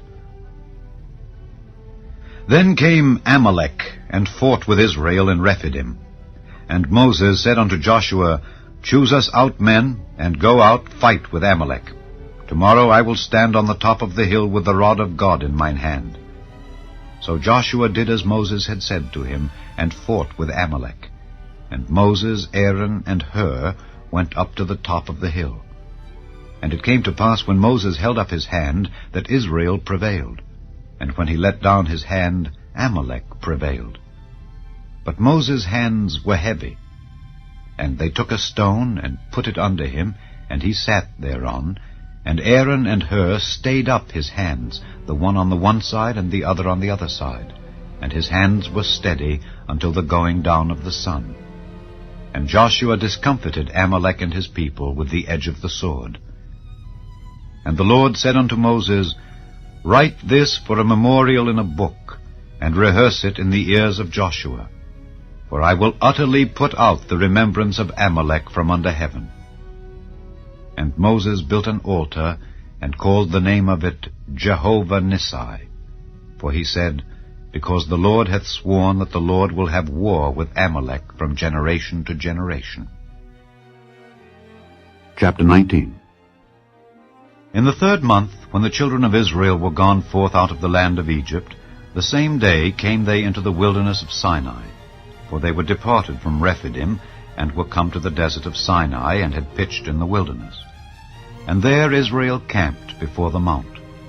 And Moses went up unto God, and the Lord called unto him out of the mountain, saying, Thus shalt thou say to the house of Jacob, and tell the children of Israel, Ye have seen what I did unto the Egyptians, and how I bare you on eagle's wings, and brought you unto myself. Now therefore, if ye will obey my voice indeed, and keep my covenant, then ye shall be a peculiar treasure unto me above all people, for all the earth is mine.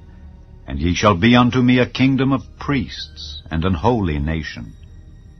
These are the words which thou shalt speak unto the children of Israel. And Moses came and called for the elders of the people, and laid before their faces all these words which the Lord commanded him. And all the people answered together, and said, All that the Lord hath spoken we will do. And Moses returned the words of the people unto the Lord.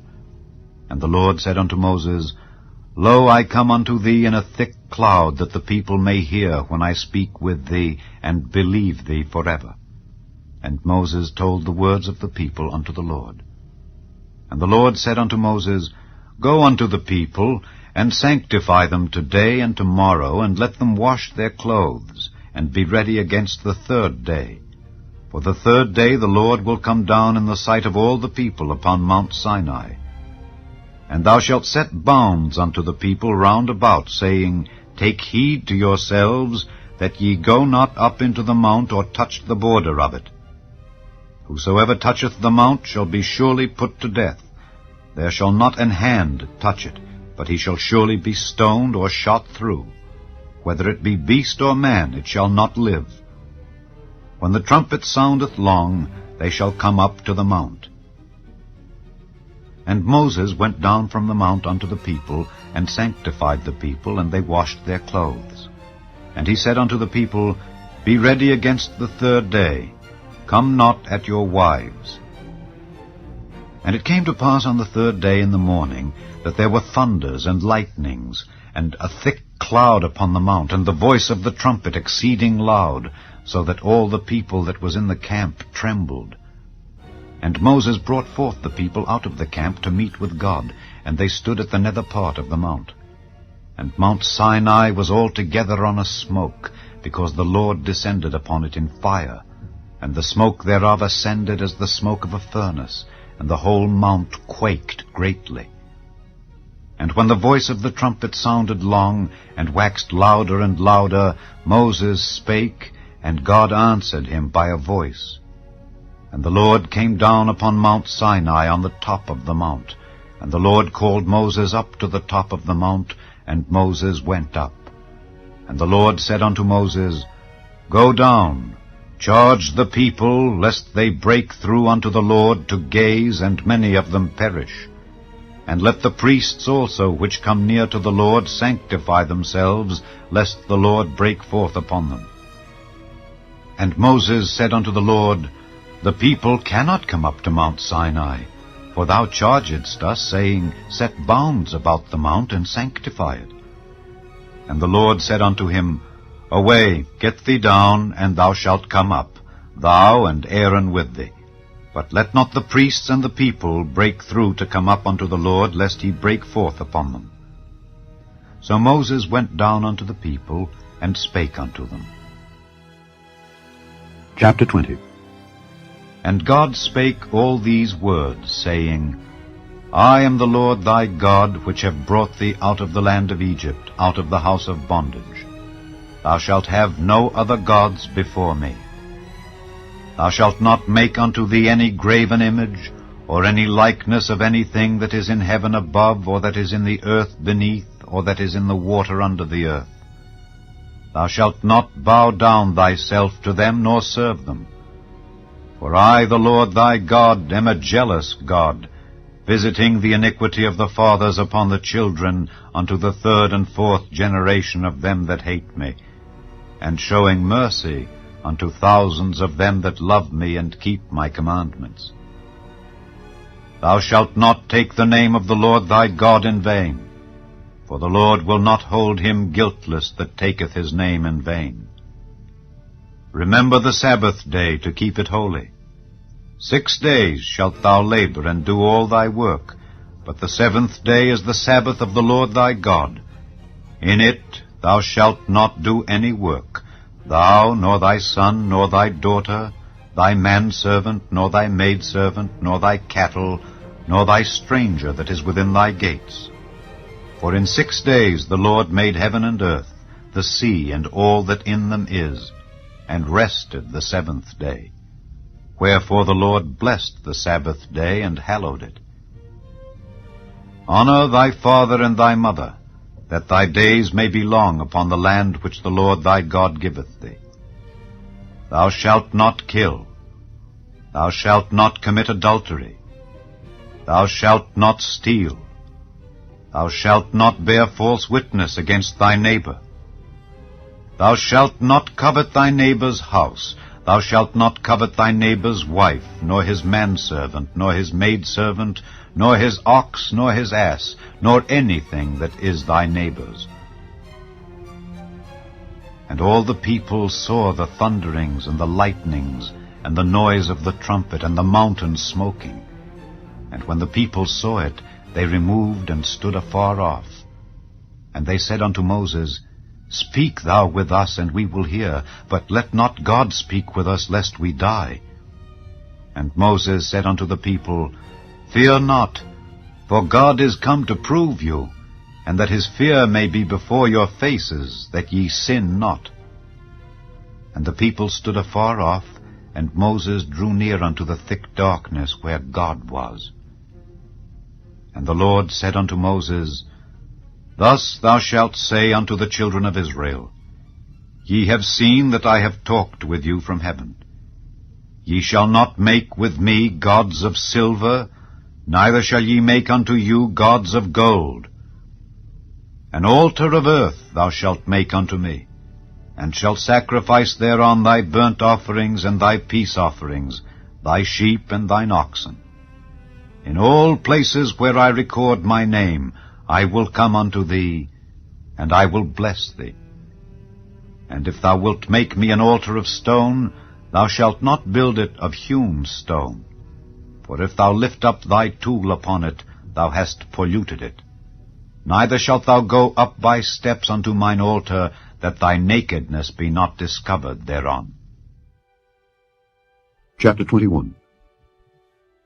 Now these are the judgments which thou shalt set before them. If thou buy an Hebrew servant, 6 years he shall serve, and in the 7th he shall go out free for nothing.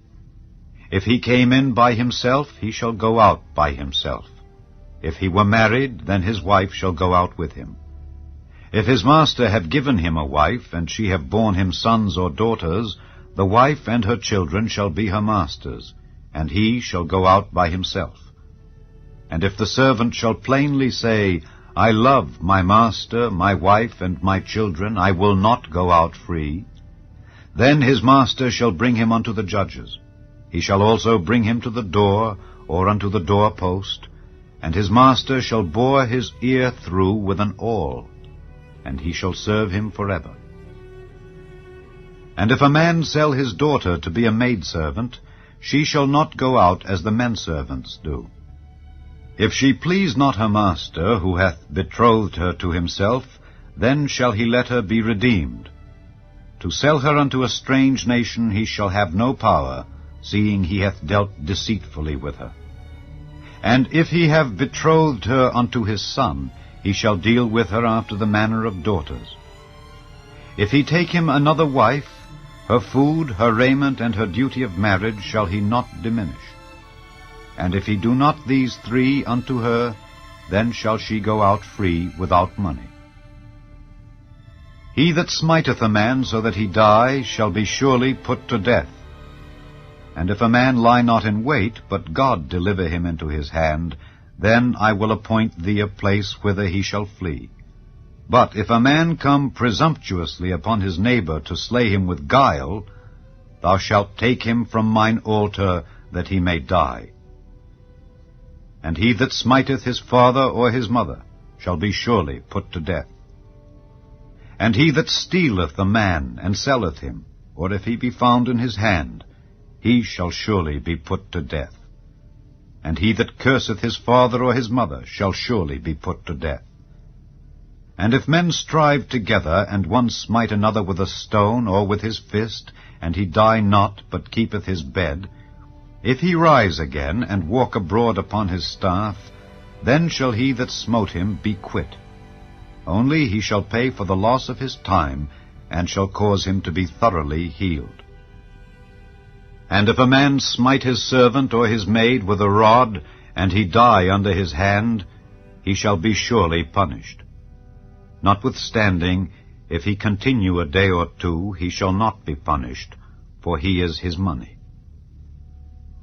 If men strive and hurt a woman with child, so that her fruit depart from her, and yet no mischief follow, he shall be surely punished according as the woman's husband will lay upon him, and he shall pay as the judges determine. And if any mischief follow, then thou shalt give life for life, eye for eye, tooth for tooth, hand for hand, foot for foot, burning for burning, wound for wound, stripe for stripe. And if a man smite the eye of his servant, or the eye of his maid, that it perish, he shall let him go free for his eye's sake. And if he smite out his manservant's tooth, or his maidservant's tooth, he shall let him go free for his tooth's sake. If an ox gore a man or a woman, that they die, then the ox shall be surely stoned, and his flesh shall not be eaten, but the owner of the ox shall be quit. But if the ox were wont to push with his horn in time past, and it hath been testified to his owner, and he hath not kept him in, but that he hath killed a man or a woman, the ox shall be stoned, and his owner also shall be put to death.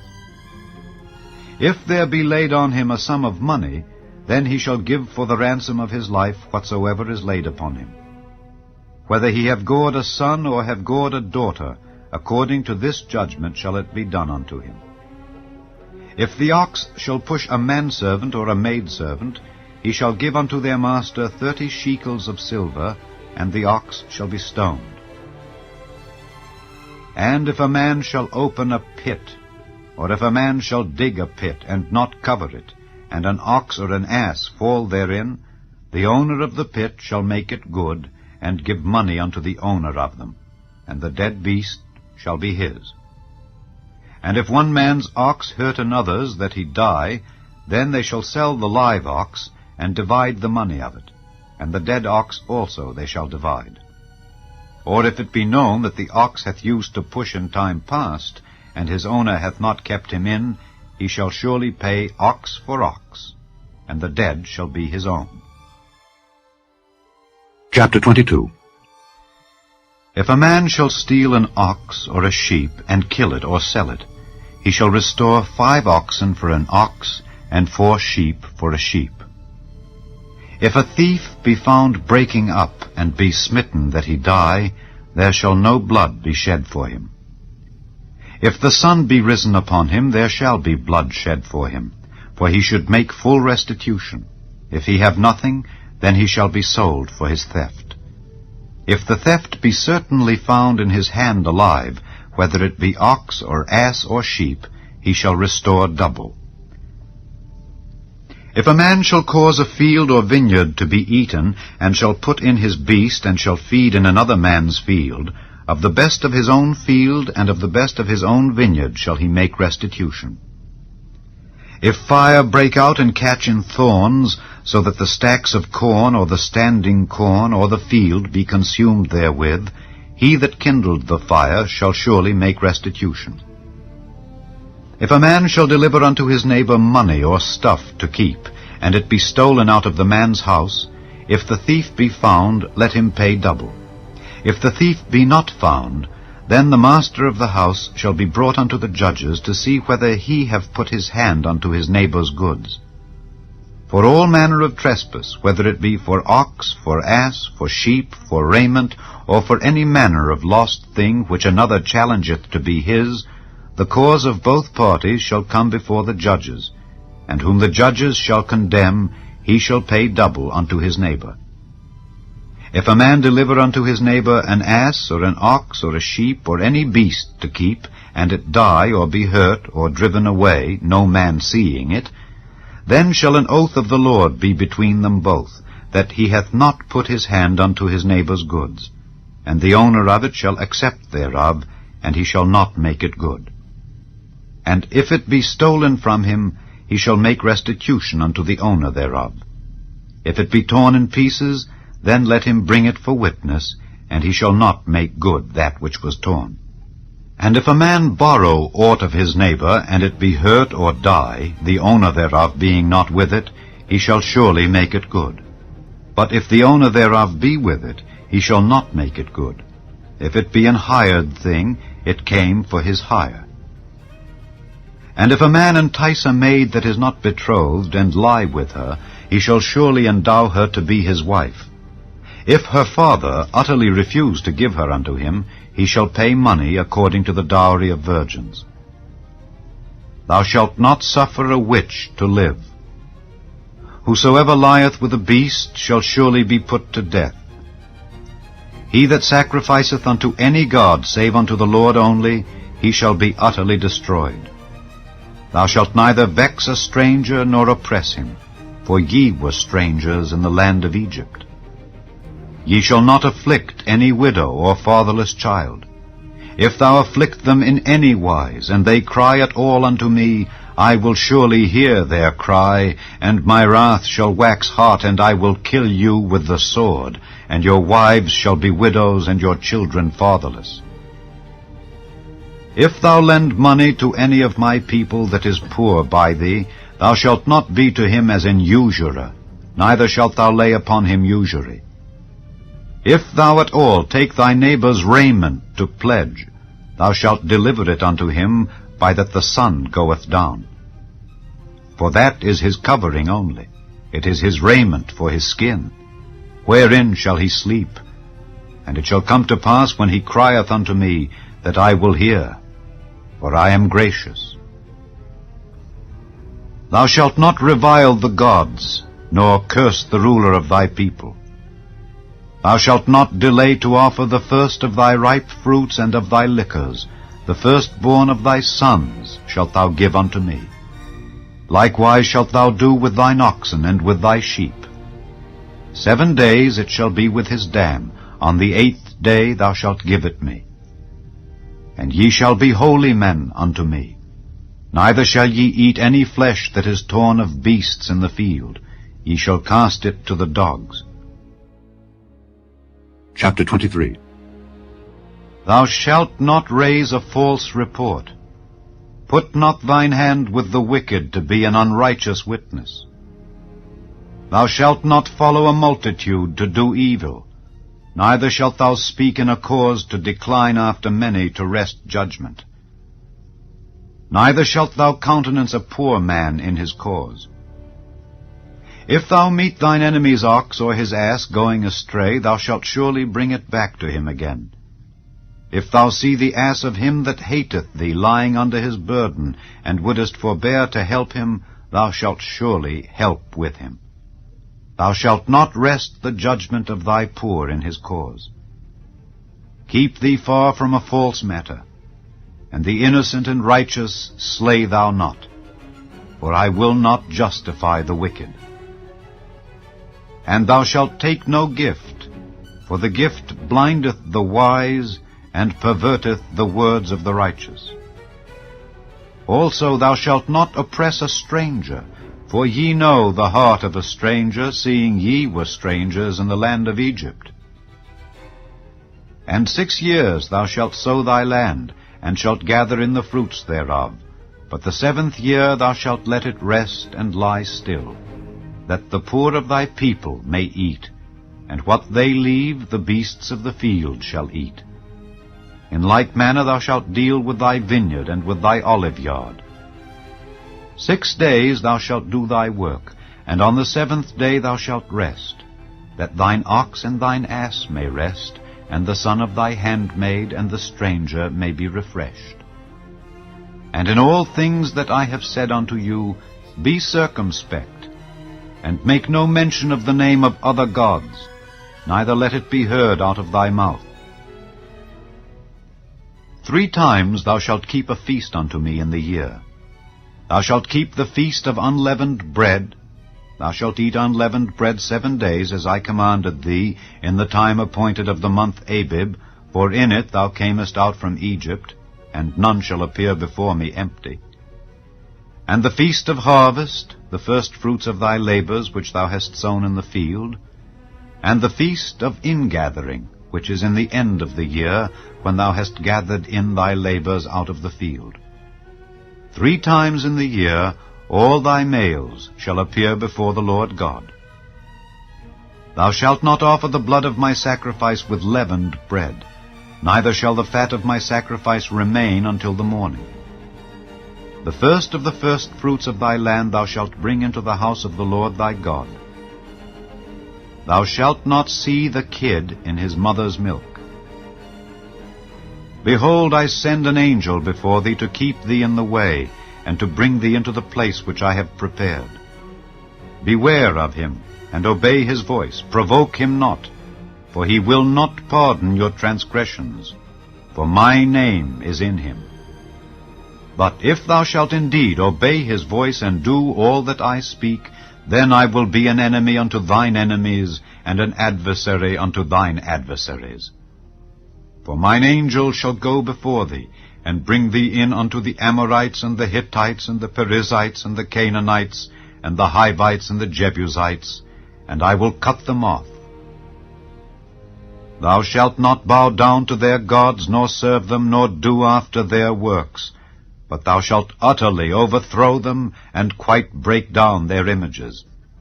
And ye shall serve the Lord your God, and he shall bless thy bread and thy water, and I will take sickness away from the midst of thee. There shall nothing cast their young, nor be barren in thy land. The number of thy days I will fulfill. I will send my fear before thee, and will destroy all the people to whom thou shalt come, and I will make all thine enemies turn their backs unto thee. And I will send hornets before thee, which shall drive out the Hivite, the Canaanite, and the Hittite from before thee. I will not drive them out from before thee in 1 year, lest the land become desolate, and the beast of the field multiply against thee. By little and little I will drive them out from before thee, until thou be increased, and inherit the land. And I will set thy bounds from the Red Sea even unto the sea of the Philistines, and from the desert unto the river. For I will deliver the inhabitants of the land into your hand, and thou shalt drive them out before thee. Thou shalt make no covenant with them, nor with their gods. They shall not dwell in thy land, lest they make thee sin against me. For if thou serve their gods, it will surely be a snare unto thee. Chapter 24. And he said unto Moses, Come up unto the Lord, thou and Aaron, Nadab and Abihu, and 70 of the elders of Israel, and worship ye afar off. And Moses alone shall near the Lord, but they shall not come nigh, neither shall the people go up with him. And Moses came and told the people all the words of the Lord and all the judgments, and all the people answered with one voice and said, All the words which the Lord hath said will we do. And Moses wrote all the words of the Lord, and rose up early in the morning, and builded an altar under the hill, and 12 pillars according to the 12 tribes of Israel. And he sent young men of the children of Israel, which offered burnt offerings and sacrificed peace offerings of oxen unto the Lord. And Moses took half of the blood, and put it in basins, and half of the blood he sprinkled on the altar. And he took the book of the covenant, and read in the audience of the people. And they said, All that the Lord hath said will we do, and be obedient. And Moses took the blood and sprinkled it on the people, and said, Behold the blood of the covenant which the Lord hath made with you concerning all these words. Then went up Moses and Aaron, Nadab and Abihu, and 70 of the elders of Israel, and they saw the God of Israel. And there was under his feet as it were a paved work of a sapphire stone, and as it were the body of heaven in his clearness. And upon the nobles of the children of Israel he laid not his hand. Also they saw God, and did eat and drink. And the Lord said unto Moses, Come up to me into the mount, and be there. And I will give thee tables of stone, and a law and commandments which I have written, that thou mayest teach them. And Moses rose up, and his minister Joshua, and Moses went up into the mount of God. And he said unto the elders, Tarry ye here for us until we come again unto you. And behold, Aaron and Hur are with you. If any man have any matters to do, let him come unto them. And Moses went up into the mount, and a cloud covered the mount. And the glory of the Lord abode upon Mount Sinai, and the cloud covered it 6 days. And the 7th day he called unto Moses out of the midst of the cloud. And the sight of the glory of the Lord was like devouring fire on the top of the mount in the eyes of the children of Israel. And Moses went into the midst of the cloud, and gat him up into the mount. And Moses was in the mount 40 days and 40 nights. Chapter 25.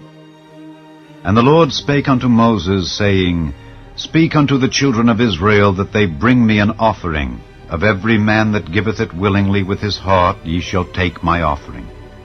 And this is the offering which ye shall take of them: gold and silver and brass and blue and purple and scarlet and fine linen and goat's hair, and rams' skins dyed red, and badgers' skins and shittim wood, oil for the light, spices for anointing oil, and for sweet incense, onyx stones, and stones to be set in the ephod and in the breastplate.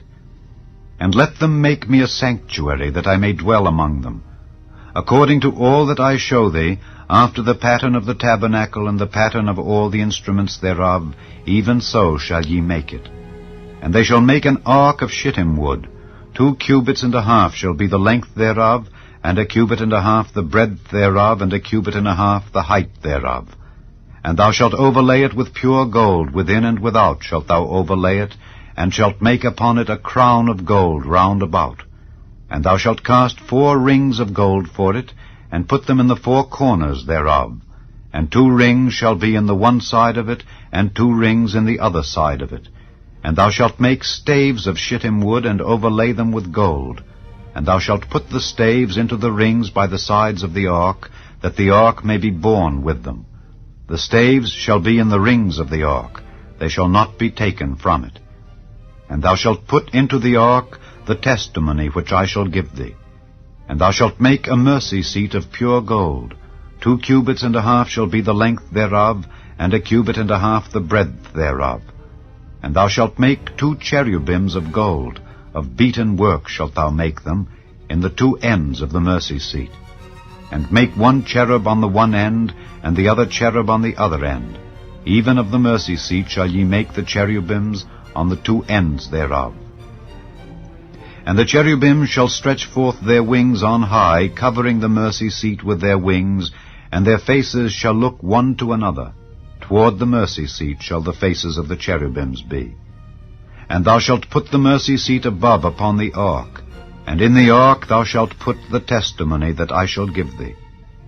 And there I will meet with thee, and I will commune with thee from above the mercy seat, from between the 2 cherubims which are upon the ark of the testimony, of all things which I will give thee in commandment unto the children of Israel. Thou shalt also make a table of shittim wood. 2 cubits shall be the length thereof, and 1 cubit the breadth thereof, and 1 cubit and a half the height thereof. And thou shalt overlay it with pure gold, and make thereto a crown of gold round about. And thou shalt make unto it a border of an hand breadth round about, and thou shalt make a golden crown to the border thereof round about. And thou shalt make for it 4 rings of gold, and put the rings in the 4 corners that are on the 4 feet thereof. Over against the border shall the rings be for places of the staves to bear the table. And thou shalt make the staves of shittim wood, and overlay them with gold, that the table may be borne with them. And thou shalt make the dishes thereof, and spoons thereof, and covers thereof, and bowls thereof, to cover withal. Of pure gold shalt thou make them. And thou shalt set upon the table showbread before me alway. And thou shalt make a candlestick of pure gold. Of beaten work shall the candlestick be made. His shaft and his branches, his bowls, his knops, and his flowers shall be of the same. And 6 branches shall come out of the sides of it, 3 branches of the candlestick out of the one side, and 3 branches of the candlestick out of the other side.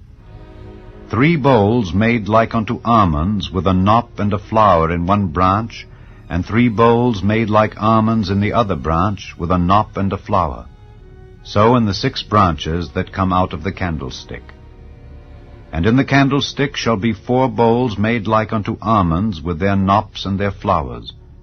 And there shall be a knop under 2 branches of the same, and a knop under 2 branches of the same, and a knop under 2 branches of the same, according to the 6 branches that proceed out of the candlestick.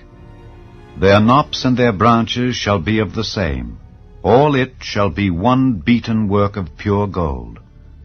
And thou shalt make the 7 lamps thereof, and they shall light the lamps thereof, that they may give light over against it. And the tongs thereof and the snuff dishes thereof shall be of pure gold. Of a talent of pure gold shall he make it with all these vessels. And look that thou make them after their pattern, which was showed thee in the mount.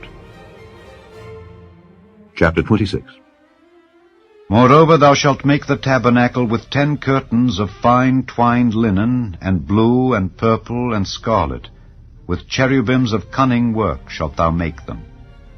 The length of 1 curtain shall be 28 cubits, and the breadth of 1 curtain 4 cubits, and every one of the curtains shall have 1 measure. The 5 curtains shall be coupled together one to another, and other 5 curtains shall be coupled one to another. And thou shalt make loops of blue upon the edge of the one curtain from the selvage in the coupling, and likewise shalt thou make in the uttermost edge of another curtain in the coupling of the second. 50 loops shalt thou make in the one curtain, and 50 loops shalt thou make in the edge of the curtain that is in the coupling of the second, that the loops may take hold one of another. And thou shalt make 50 taches of gold, and couple the curtains together with the taches, and it shall be one tabernacle. And thou shalt make curtains of goat's hair to be a covering upon the tabernacle. 11 curtains shalt thou make. The length of one curtain shall be 30 cubits, and the breadth of one curtain 4 cubits. And the 11 curtains shall be all of one measure. And thou shalt couple 5 curtains by themselves, and 6 curtains by themselves, and shalt double the 6th curtain in the forefront of the tabernacle.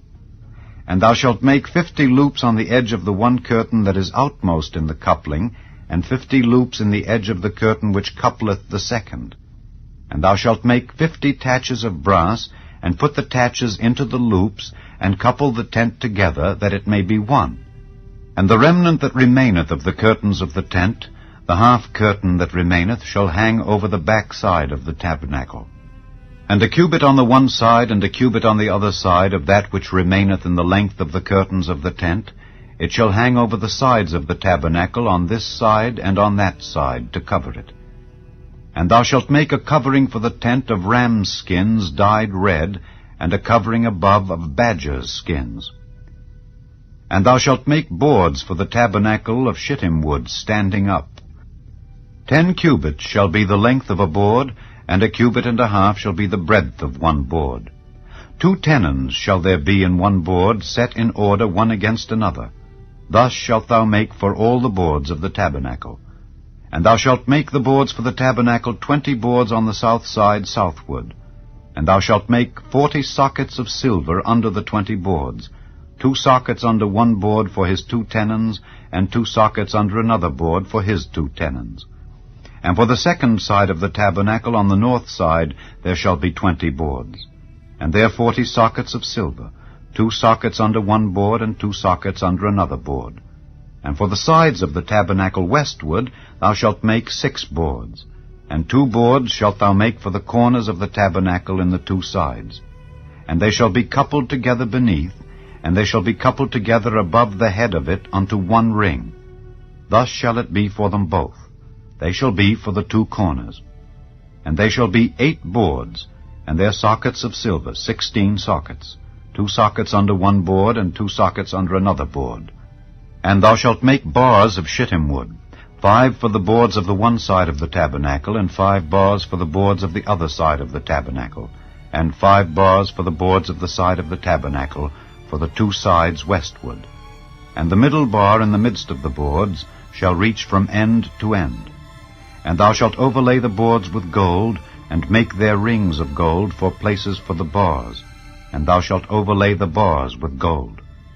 And thou shalt rear up the tabernacle according to the fashion thereof which was showed thee in the mount. And thou shalt make a veil of blue and purple and scarlet and fine twined linen of cunning work, with cherubims shall it be made.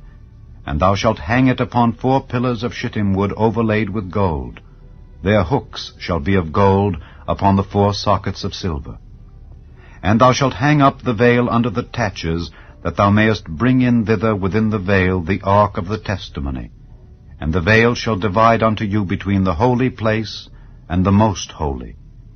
And thou shalt put the mercy seat upon the ark of the testimony in the most holy place. And thou shalt set the table without the veil, and the candlestick over against the table on the side of the tabernacle toward the south.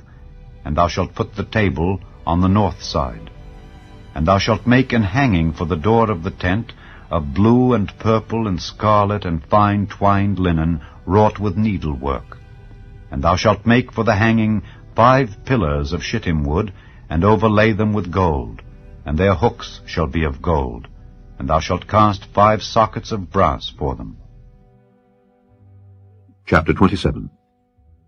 And thou shalt make an altar of shittim wood, 5 cubits long and 5 cubits broad. The altar shall be 4 square, and the height thereof shall be 3 cubits. And thou shalt make the horns of it upon the 4 corners thereof. His horns shall be of the same, and thou shalt overlay it with brass. And thou shalt make his pans to receive his ashes, and his shovels, and his basins, and his flesh hooks, and his fire pans. All the vessels thereof thou shalt make of brass. And thou shalt make for it a grate of network of brass. And upon the net shalt thou make 4 brazen rings in the 4 corners thereof. And thou shalt put it under the compass of the altar beneath, that the net may be even to the midst of the altar. And thou shalt make staves for the altar, staves of shittim wood, and overlay them with brass. And the staves shall be put into the rings, and the staves shall be upon the 2 sides of the altar to bear it. Hollow with boards shalt thou make it, as it was showed thee in the mount, so shall they make it. And thou shalt make the court of the tabernacle. For the south side southward there shall be hangings for the court of fine twined linen of 100 cubits long for one side. And the 20 pillars thereof and their 20 sockets shall be of brass. The hooks of the pillars and their fillets shall be of silver. And likewise for the north side in length there shall be hangings of 100 cubits long, and his 20 pillars and their 20 sockets of brass, the hooks of the pillars and their fillets of silver. And for the breadth of the court on the west side shall be hangings of 50 cubits, their pillars 10 and their sockets 10. And the breadth of the court on the east side eastward shall be 50 cubits. The hangings of one side of the gate shall be 15 cubits, their pillars 3 and their sockets 3. And on the other side shall be hangings 15 cubits, their pillars 3 and their sockets 3. And for the gate of the court shall be an hanging of 20 cubits, of blue and purple and scarlet and fine twined linen wrought with needlework. And their pillars shall be 4, and their sockets 4. All the pillars round about the court shall be filleted with silver. Their hooks shall be of silver, and their sockets of brass. The length of the court shall be 100 cubits, and the breadth 50 everywhere, and the height 5 cubits of fine twined linen, and their sockets of brass. All the vessels of the tabernacle and all the service thereof, and all the pins thereof, and all the pins of the court shall be of brass. And thou shalt command the children of Israel that they bring thee pure oil olive beaten for the light, to cause the lamp to burn always. In the tabernacle of the congregation without the veil, which is before the testimony, Aaron and his sons shall order it from evening to morning before the Lord. It shall be a statute forever unto their generations on the behalf of the children of Israel. Chapter 28. And take thou unto thee Aaron thy brother and his sons with him from among the children of Israel, that he may minister unto me in the priest's office, even Aaron, Nadab, and Abihu, Eleazar, and Ithamar, Aaron's sons. And thou shalt make holy garments for Aaron thy brother, for glory and for beauty. And thou shalt speak unto all that are wise-hearted, whom I have filled with the spirit of wisdom, that they may make Aaron's garments to consecrate him, that he may minister unto me in the priest's office. And these are the garments which they shall make: a breastplate, and an ephod, and a robe, and a broidered coat, a mitre, and a girdle. And they shall make holy garments for Aaron thy brother and his sons, that he may minister unto me in the priest's office. And they shall take gold, and blue, and purple, and scarlet, and fine linen. And they shall make the ephod of gold, of blue, and of purple, of scarlet, and fine twined linen with cunning work. It shall have the 2 shoulder pieces thereof joined at the 2 edges thereof, and so it shall be joined together. And the curious girdle of the ephod which is upon it shall be of the same, according to the work thereof, even of gold, of blue, and purple, and scarlet, and fine twined linen. And thou shalt take 2 onyx stones, and grave on them the names of the children of Israel, 6 of their names on one stone, and the other 6 names of the rest on the other stone, according to their birth. With the work of an engraver in stone, like the engravings of a signet, shalt thou engrave the 2 stones with the names of the children of Israel.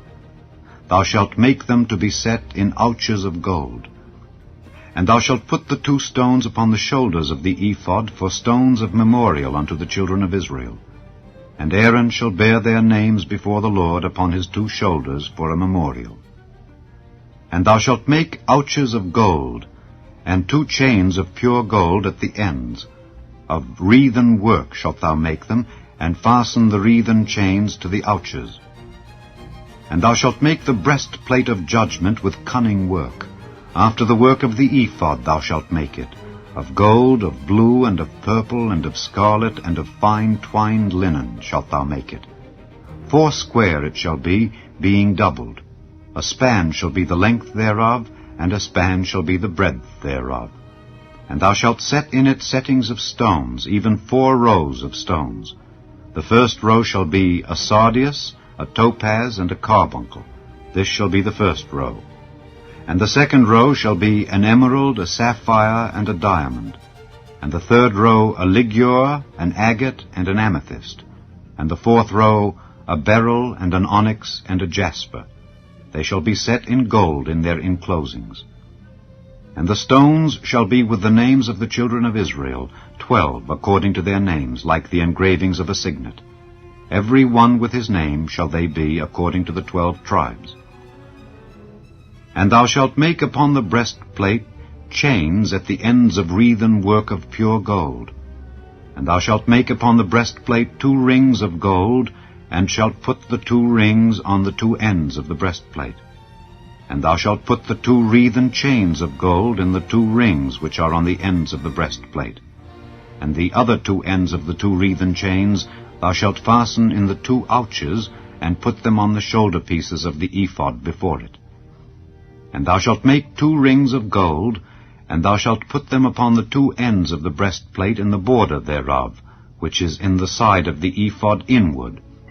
And 2 other rings of gold thou shalt make, and shalt put them on the 2 sides of the ephod underneath, toward the forepart thereof, over against the other coupling thereof, above the curious girdle of the ephod.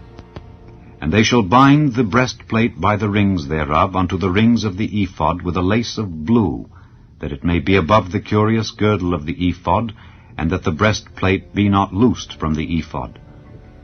And Aaron shall bear the names of the children of Israel in the breastplate of judgment upon his heart, when he goeth in unto the holy place, for a memorial before the Lord continually.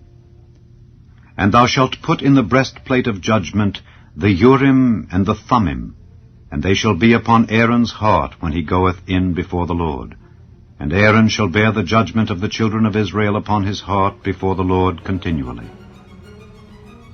And thou shalt make the robe of the ephod all of blue, and there shall be an hole in the top of it in the midst thereof. It shall have a binding of woven work round about the hole of it, as it were the hole of an habergeon, that it be not rent.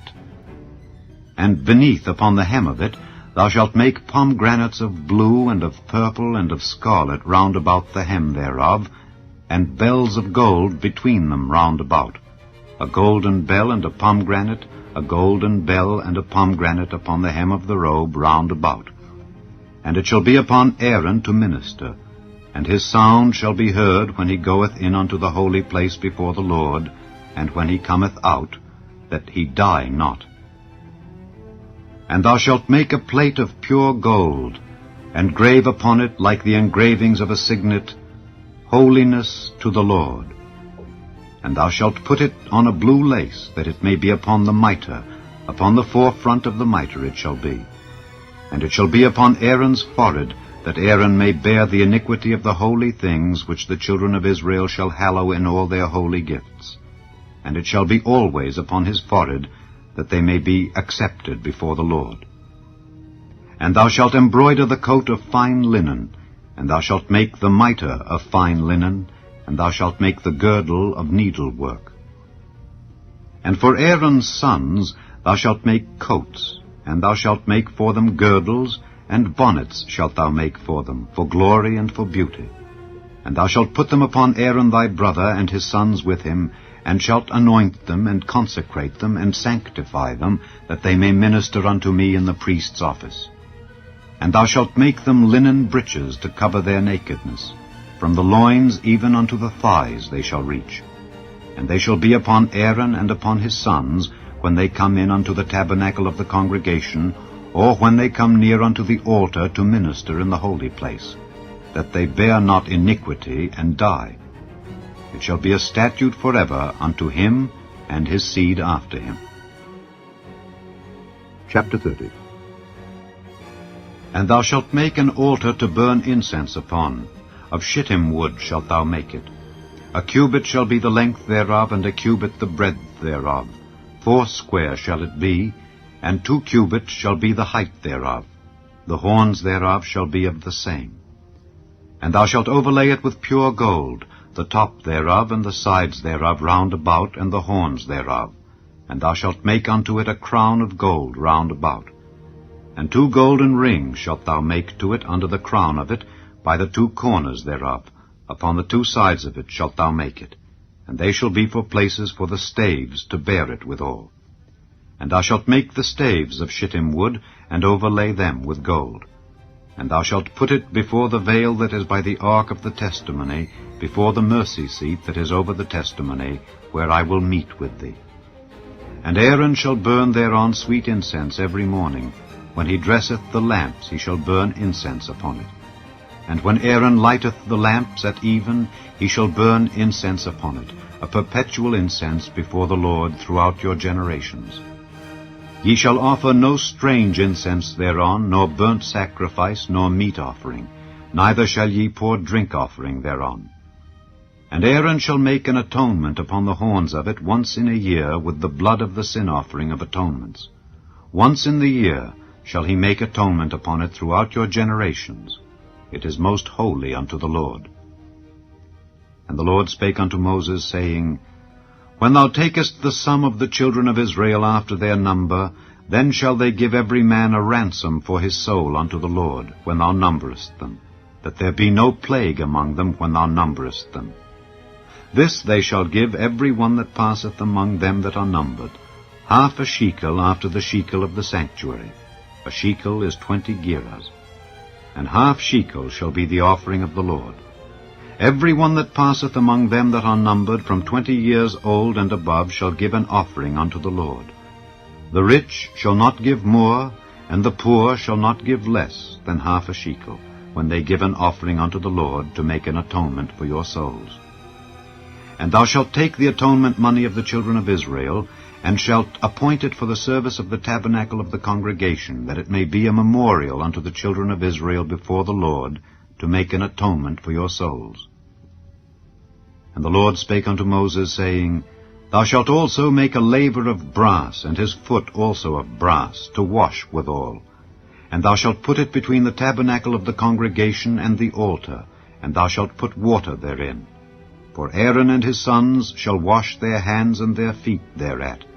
When they go into the tabernacle of the congregation, they shall wash with water, that they die not. Or when they come near to the altar to minister, to burn offering made by fire unto the Lord, so they shall wash their hands and their feet, that they die not. And it shall be a statute forever to them, even to him and to his seed throughout their generations. Moreover the Lord spake unto Moses, saying, Take thou also unto thee principal spices, of pure myrrh 500 shekels, and of sweet cinnamon 1/2 so much, even 250 shekels, and of sweet calamus 250 shekels, and of cassia 500 shekels, after the shekel of the sanctuary, and of oil olive and hin. And thou shalt make it an oil of holy ointment, an ointment compound after the art of the apothecary. It shall be an holy anointing oil. And thou shalt anoint the tabernacle of the congregation therewith, and the ark of the testimony, and the table and all his vessels, and the candlestick and his vessels, and the altar of incense, and the altar of burnt offering with all his vessels, and the laver and his foot. And thou shalt sanctify them, that they may be most holy. Whatsoever toucheth them shall be holy. And thou shalt anoint Aaron and his sons, and consecrate them, that they may minister unto me in the priest's office. And thou shalt speak unto the children of Israel, saying, This shall be an holy anointing oil unto me throughout your generations. Upon man's flesh shall it not be poured, Neither shall ye make any other like it after the composition of it. It is holy, and it shall be holy unto you. Whosoever compoundeth any like it, or whosoever putteth any of it upon a stranger, shall even be cut off from his people. And the Lord said unto Moses, Take unto thee sweet spices, stacte, and onycha, and galbanum, these sweet spices with pure frankincense. Of each shall there be a like weight. And thou shalt make it a perfume, a confection after the art of the apothecary, tempered together, pure and holy. And thou shalt beat some of it very small, and put of it before the testimony in the tabernacle of the congregation, where I will meet with thee. It shall be unto you most holy. And as for the perfume which thou shalt make, ye shall not make to yourselves according to the composition thereof. It shall be unto thee holy for the Lord. Whosoever shall make like unto that, to smell thereto, shall even be cut off from his people. Chapter 31. And the Lord spake unto Moses, saying, See, I have called by name Bezaleel the son of Uri, the son of Hur, of the tribe of Judah. And I have filled him with the Spirit of God, in wisdom and in understanding and in knowledge and in all manner of workmanship, to devise cunning works, to work in gold and in silver and in brass, and in cutting of stones, to set them, and in carving of timber, to work in all manner of workmanship. And I, behold, I have given with him Aholiab, the son of Ahisamach, of the tribe of Dan. And in the hearts of all that are wise-hearted I have put wisdom, that they may make all that I have commanded thee. The tabernacle of the congregation, and the ark of the testimony, and the mercy seat that is thereupon, and all the furniture of the tabernacle, and the table and his furniture, and the pure candlestick with all his furniture, and the altar of incense, and the altar of burnt offering with all his furniture, and the laver and his foot, and the cloths of service, and the holy garments for Aaron the priest, and the garments of his sons, to minister in the priest's office, and the anointing oil and sweet incense for the holy place. According to all that I have commanded thee shall they do. And the Lord spake unto Moses, saying, Speak thou also unto the children of Israel, saying, Verily my Sabbaths ye shall keep, for it is a sign between me and you throughout your generations, that ye may know that I am the Lord that doth sanctify you. Ye shall keep the Sabbath, therefore, for it is holy unto you. Every one that defileth it shall surely be put to death, for whosoever doeth any work therein, that soul shall be cut off from among his people. 6 days may work be done, but in the 7th is the Sabbath of rest, holy to the Lord. Whosoever doeth any work in the Sabbath day, he shall surely be put to death. Wherefore the children of Israel shall keep the Sabbath, to observe the Sabbath throughout their generations, for a perpetual covenant. It is a sign between me and the children of Israel forever. For in 6 days the Lord made heaven and earth, and on the 7th day he rested and was refreshed.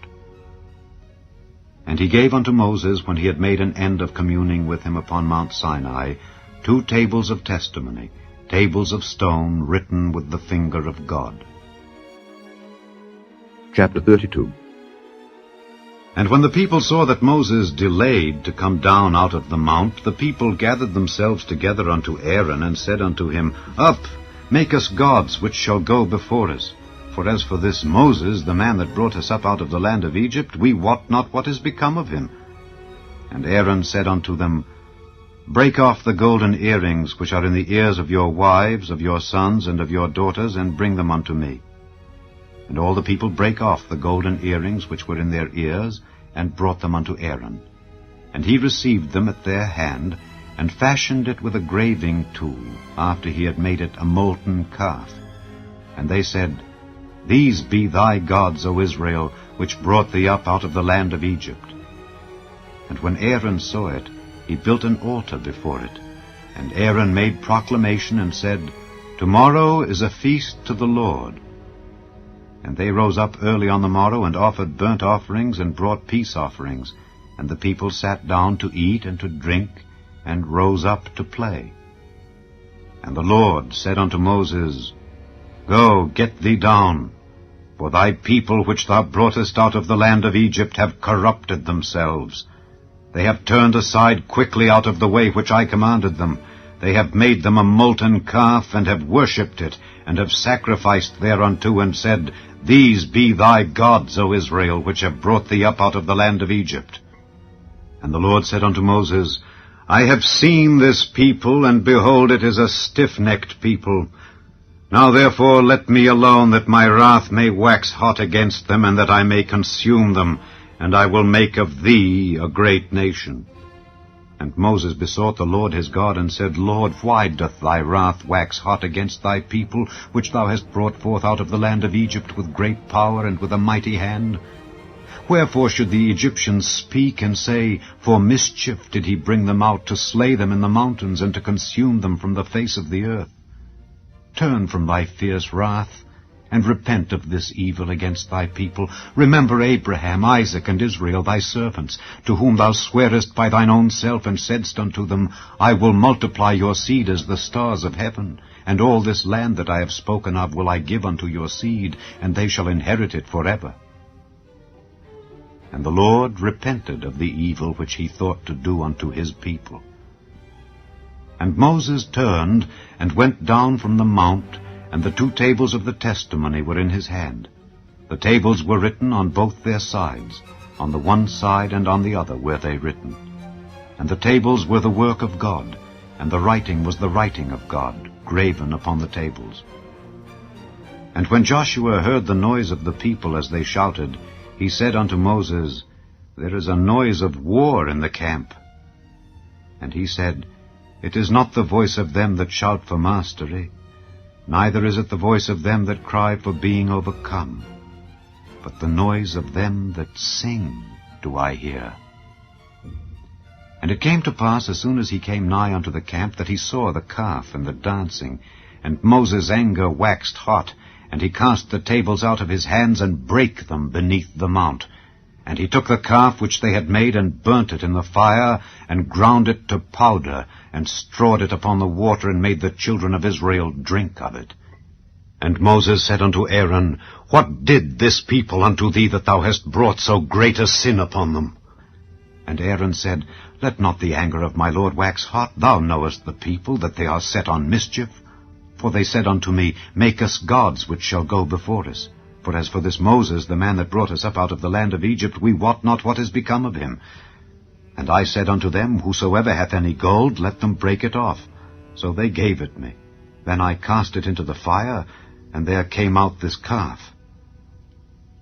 And when Moses saw that the people were naked, for Aaron had made them naked unto their shame among their enemies, then Moses stood in the gate of the camp, and said, Who is on the Lord's side? Let him come unto me. And all the sons of Levi gathered themselves together unto him. And he said unto them, Thus saith the Lord God of Israel, Put every man his sword by his side, and go in and out from gate to gate throughout the camp, and slay every man his brother, and every man his companion, and every man his neighbor. And the children of Levi did according to the word of Moses, and there fell of the people that day about 3,000 men. For Moses had said, Consecrate yourselves today to the Lord, even every man upon his son and upon his brother, that he may bestow upon you a blessing this day. And it came to pass on the morrow, that Moses said unto the people, Ye have sinned a great sin. And now I will go up unto the Lord. Peradventure I shall make an atonement for your sin. And Moses returned unto the Lord, and said, O, this people have sinned a great sin, and have made them gods of gold. Yet now, if thou wilt, forgive their sin. And if not, blot me, I pray thee, out of thy book which thou hast written. And the Lord said unto Moses, Whosoever hath sinned against me, him will I blot out of my book. Therefore now go, lead the people unto the place of which I have spoken unto thee. Behold, mine angel shall go before thee. Nevertheless, in the day when I visit, I will visit their sin upon them. And the Lord plagued the people because they made the calf which Aaron made. Chapter 33. And the Lord said unto Moses, Depart and go up hence, thou and the people which thou hast brought up out of the land of Egypt, unto the land which I swear unto Abraham, to Isaac, and to Jacob, saying, Unto thy seed will I give it. And I will send an angel before thee, and I will drive out the Canaanite, the Amorite, and the Hittite, and the Perizzite, the Hivite, and the Jebusite, unto a land flowing with milk and honey. For I will not go up in the midst of thee, for thou art a stiff-necked people, lest I consume thee in the way. And when the people heard these evil tidings, they mourned, and no man did put on him his ornaments. For the Lord had said unto Moses, Say unto the children of Israel, Ye are a stiff-necked people. I will come up into the midst of thee in a moment, and consume thee. Therefore now put off thy ornaments from thee, that I may know what to do unto thee. And the children of Israel stripped themselves of their ornaments by the Mount Horeb. And Moses took the tabernacle, and pitched it without the camp, afar off from the camp, and called it the tabernacle of the congregation. And it came to pass that every one which sought the Lord went out unto the tabernacle of the congregation, which was without the camp. And it came to pass, when Moses went out unto the tabernacle, that all the people rose up, and stood every man at his tent door, and looked after Moses until he was gone into the tabernacle. And it came to pass, as Moses entered into the tabernacle, the cloudy pillar descended and stood at the door of the tabernacle, and the Lord talked with Moses. And all the people saw the cloudy pillar stand at the tabernacle door, and all the people rose up and worshipped, every man in his tent door. And the Lord spake unto Moses face to face, as a man speaketh unto his friend. And he turned again into the camp, but his servant Joshua the son of Nun, a young man, departed not out of the tabernacle. And Moses said unto the Lord, See, thou sayest unto me, Bring up this people, and thou hast not let me know whom thou wilt send with me. Yet thou hast said, I know thee by name, and thou hast also found grace in my sight. Now therefore I pray thee, if I have found grace in thy sight, show me now thy way, that I may know thee, that I may find grace in thy sight, and consider that this nation is thy people. And he said, My presence shall go with thee, and I will give thee rest. And he said unto him, If thy presence go not with me, carry us not up hence. For wherein shall it be known here that I and thy people have found grace in thy sight? Is it not in that thou goest with us? So shall we be separated, I and thy people, from all the people that are upon the face of the earth. And the Lord said unto Moses, I will do this thing also that thou hast spoken, for thou hast found grace in my sight, and I know thee by name. And he said, I beseech thee, show me thy glory.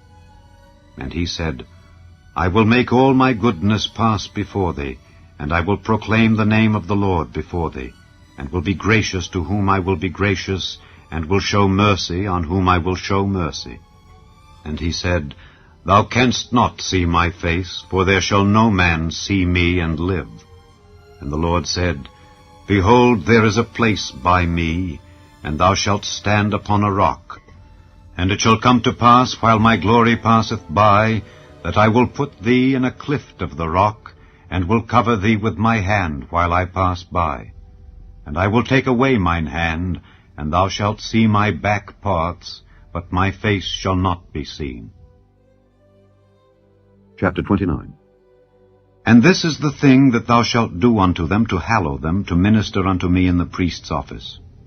Take 1 young bullock, and 2 rams without blemish, and unleavened bread, and cakes unleavened, tempered with oil, and wafers unleavened, anointed with oil.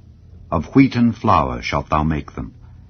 And thou shalt put them into 1 basket, and bring them in the basket with the bullock and the 2 rams. And Aaron and his sons thou shalt bring unto the door of the tabernacle of the congregation, and shalt wash them with water.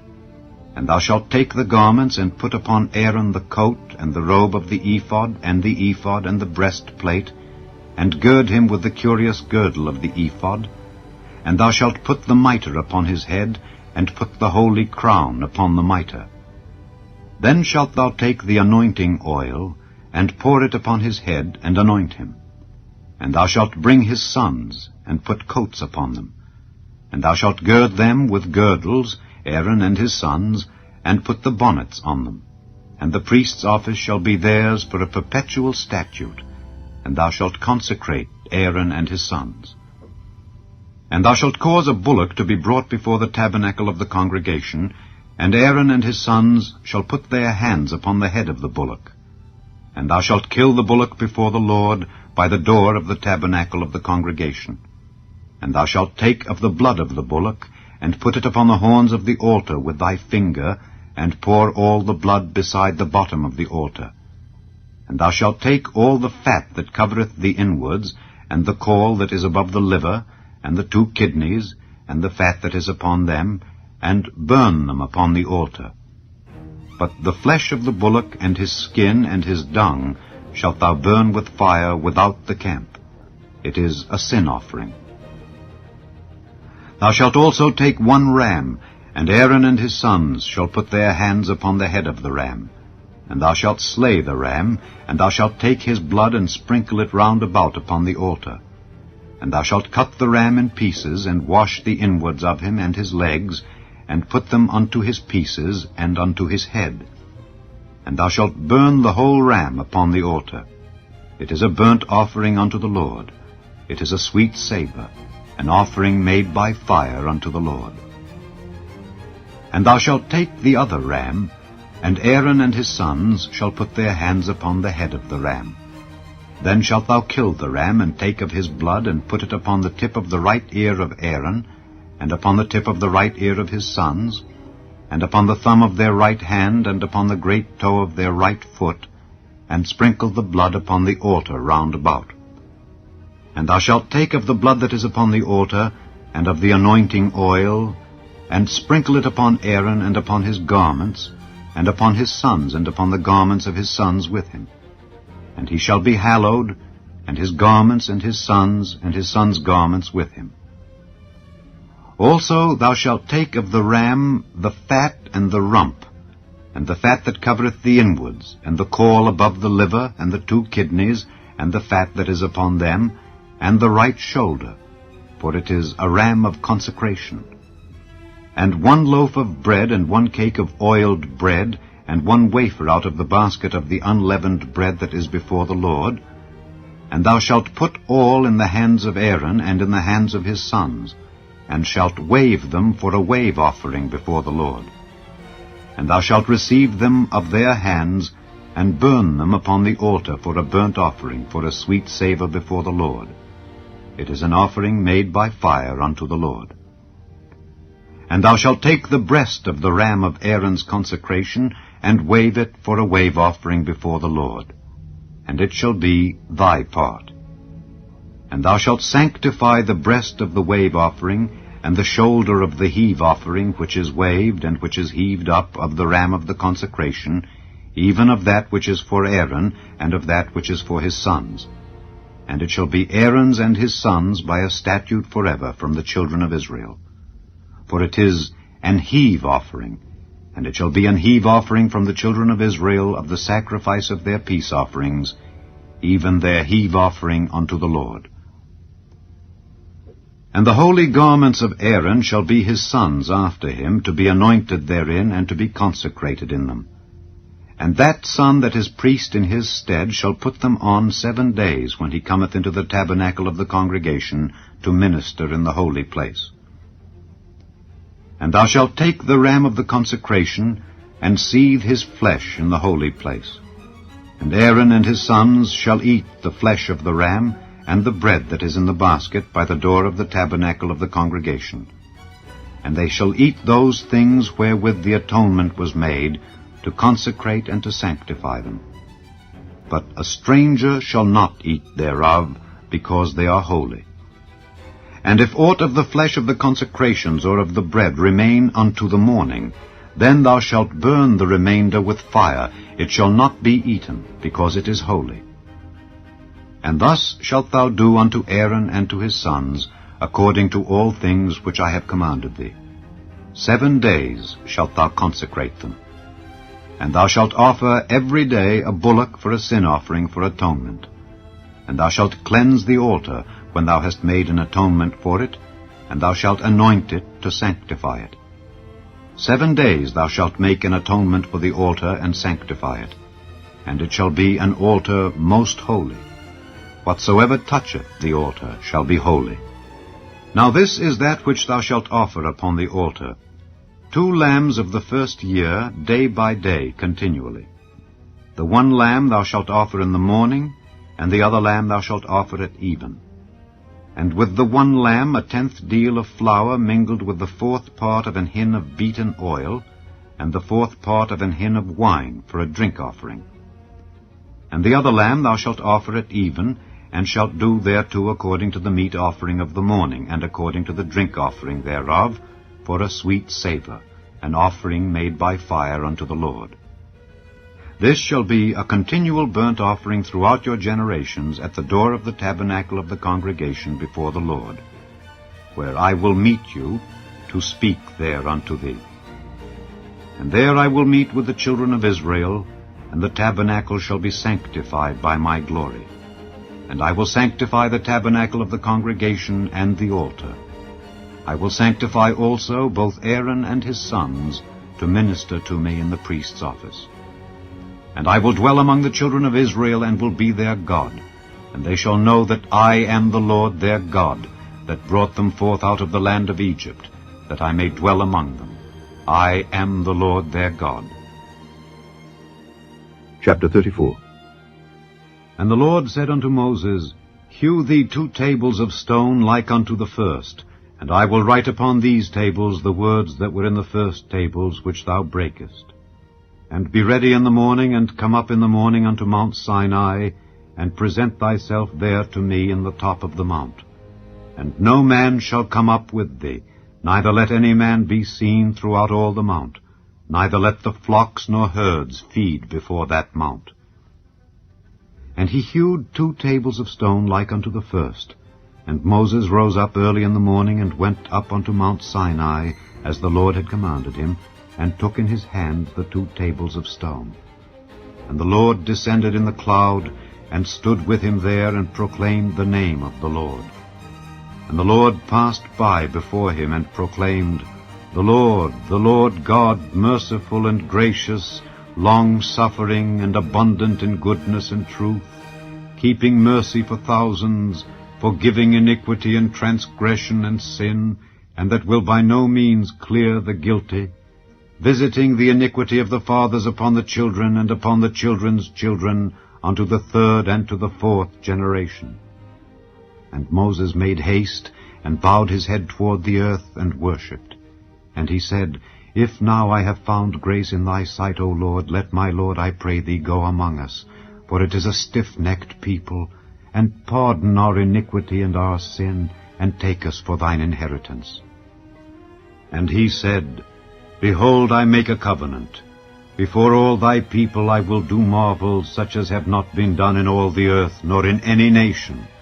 And all the people among which thou art shall see the work of the Lord. For it is a terrible thing that I will do with thee. Observe thou that which I command thee this day. Behold, I drive out before thee the Amorite, and the Canaanite, and the Hittite, and the Perizzite, and the Hivite, and the Jebusite. Take heed to thyself, lest thou make a covenant with the inhabitants of the land whither thou goest, lest it be for a snare in the midst of thee. But ye shall destroy their altars, break their images, and cut down their groves. For thou shalt worship no other God, for the Lord, whose name is jealous, is a jealous God. Lest thou make a covenant with the inhabitants of the land, and they go a-whoring after their gods, and do sacrifice unto their gods, and one call thee, and thou eat of his sacrifice, and thou take of their daughters unto thy sons, and their daughters go a-whoring after their gods, and make thy sons go a-whoring after their gods. Thou shalt make thee no molten gods. The feast of unleavened bread shalt thou keep. 7 days thou shalt eat unleavened bread, as I commanded thee, in the time of the month Abib, for in the month Abib thou camest out from Egypt.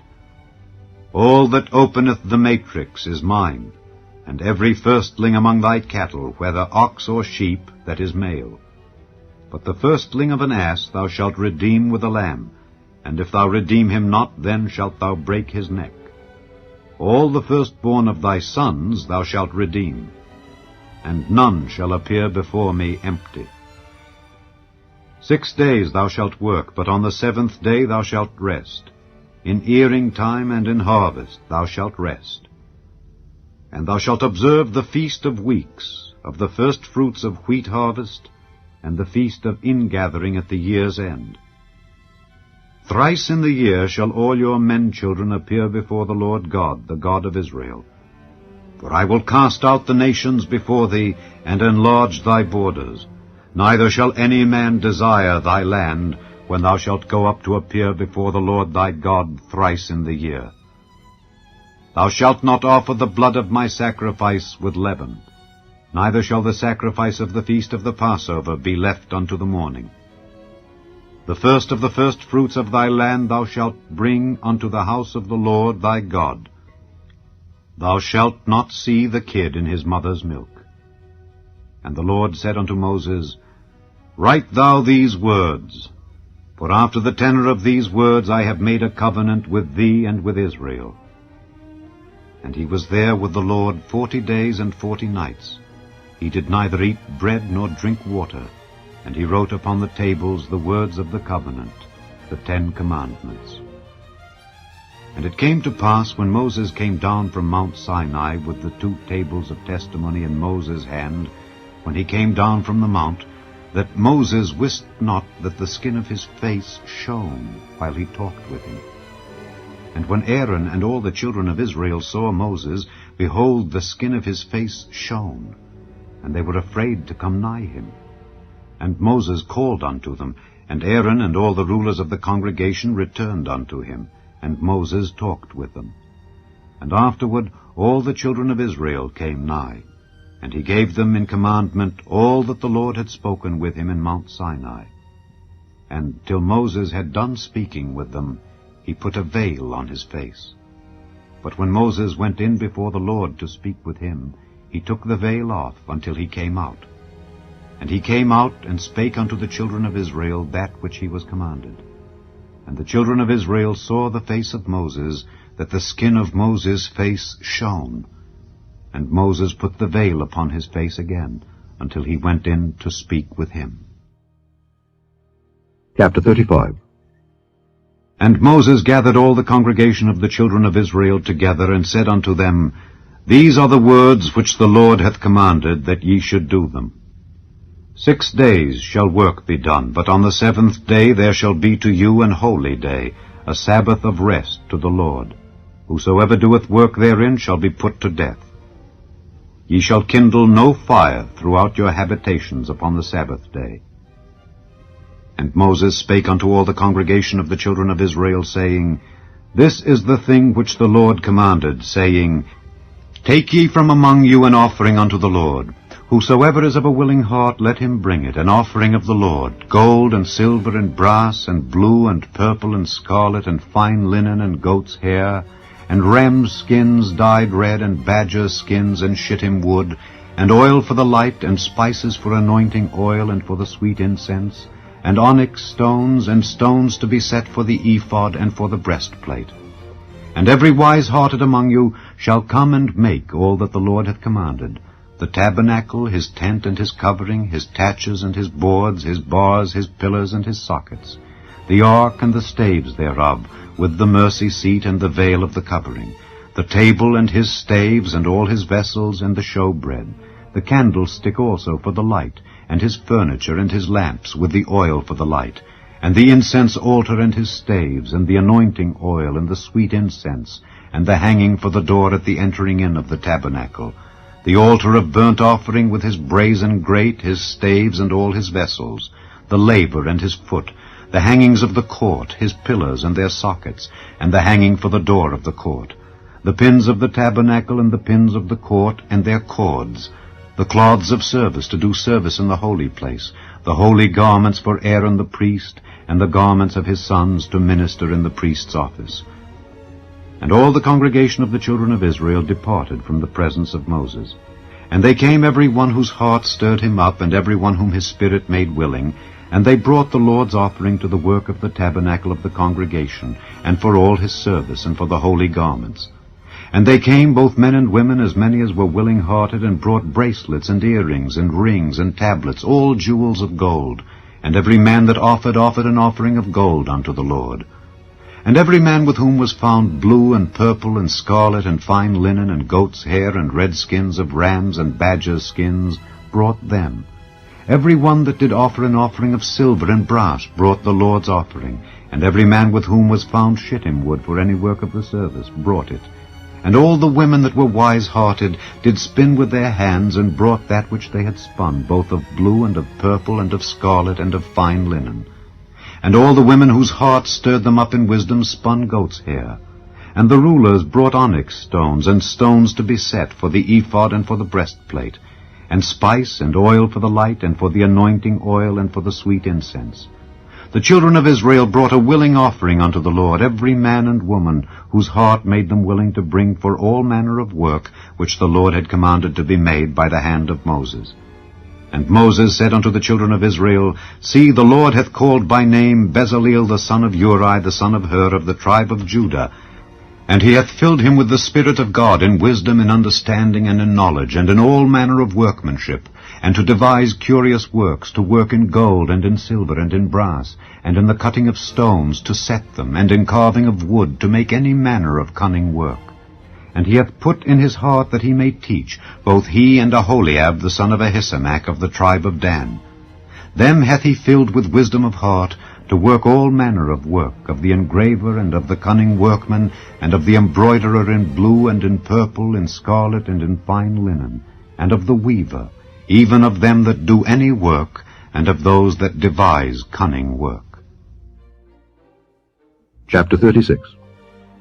Then wrought Bezaleel and Aholiab, and every wise-hearted man in whom the Lord put wisdom and understanding, to know how to work all manner of work for the service of the sanctuary, according to all that the Lord had commanded.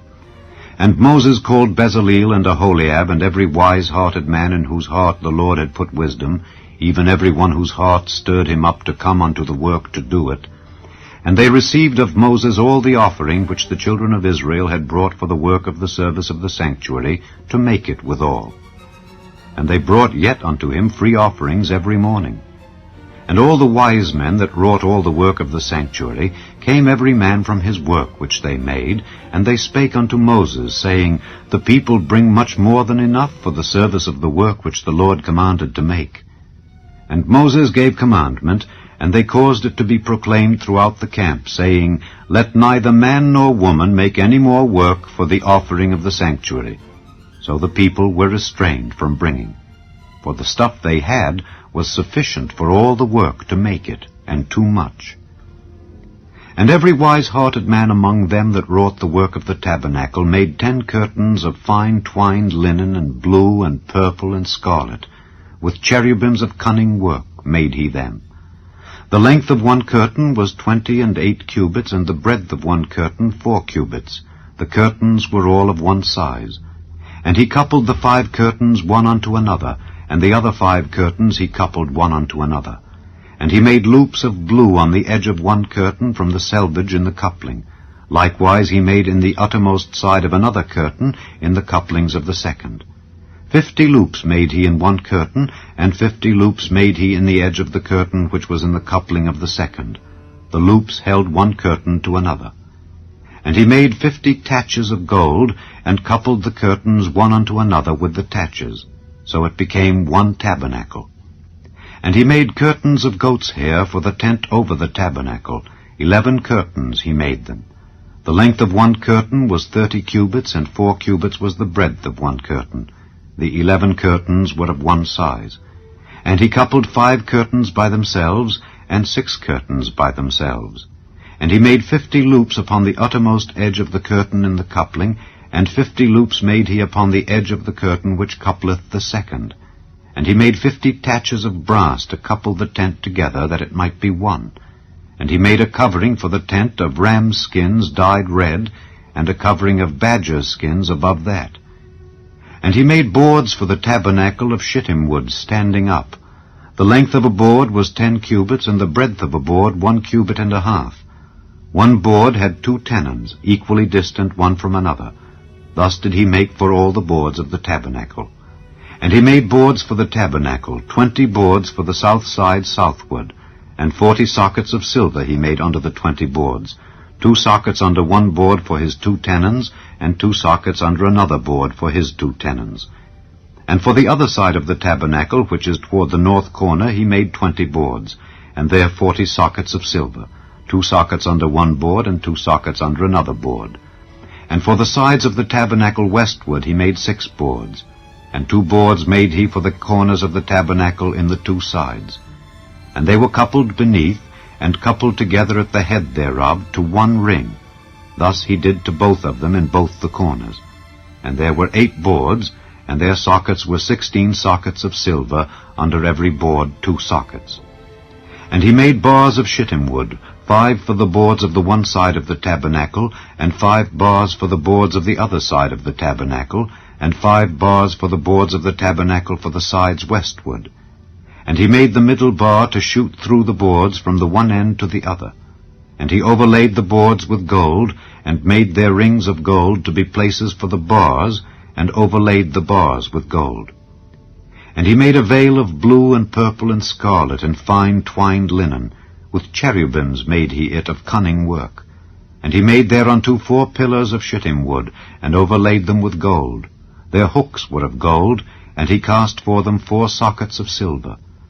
And he made an hanging for the tabernacle door of blue and purple and scarlet and fine twined linen, of needlework, and the 5 pillars of it with their hooks. And he overlaid their chapiters and their fillets with gold, but their 5 sockets were of brass. Chapter 37. And Bezaleel made the ark of shittim wood. 2 cubits and a half was the length of it, and 1 cubit and a half the breadth of it, and 1 cubit and a half the height of it. And he overlaid it with pure gold within and without, and made a crown of gold to it round about. And he cast for it 4 rings of gold to be set by the 4 corners of it, even 2 rings upon the one side of it, and 2 rings upon the other side of it. And he made staves of shittim wood, and overlaid them with gold. And he put the staves into the rings by the sides of the ark, to bear the ark. And he made the mercy seat of pure gold. 2 cubits and a half was the length thereof, and 1 cubit and a half the breadth thereof. And he made 2 cherubims of gold, beaten out of one piece made he them, on the 2 ends of the mercy seat. 1 cherub on the end on this side, and another cherub on the other end on that side. Out of the mercy seat made he the cherubims on the 2 ends thereof. And the cherubims spread out their wings on high, and covered with their wings over the mercy seat, with their faces one to another. Even to the mercy seatward were the faces of the cherubims. And he made the table of shittim wood. 2 cubits was the length thereof, and 1 cubit the breadth thereof, and 1 cubit and a half the height thereof. And he overlaid it with pure gold, and made thereunto a crown of gold round about.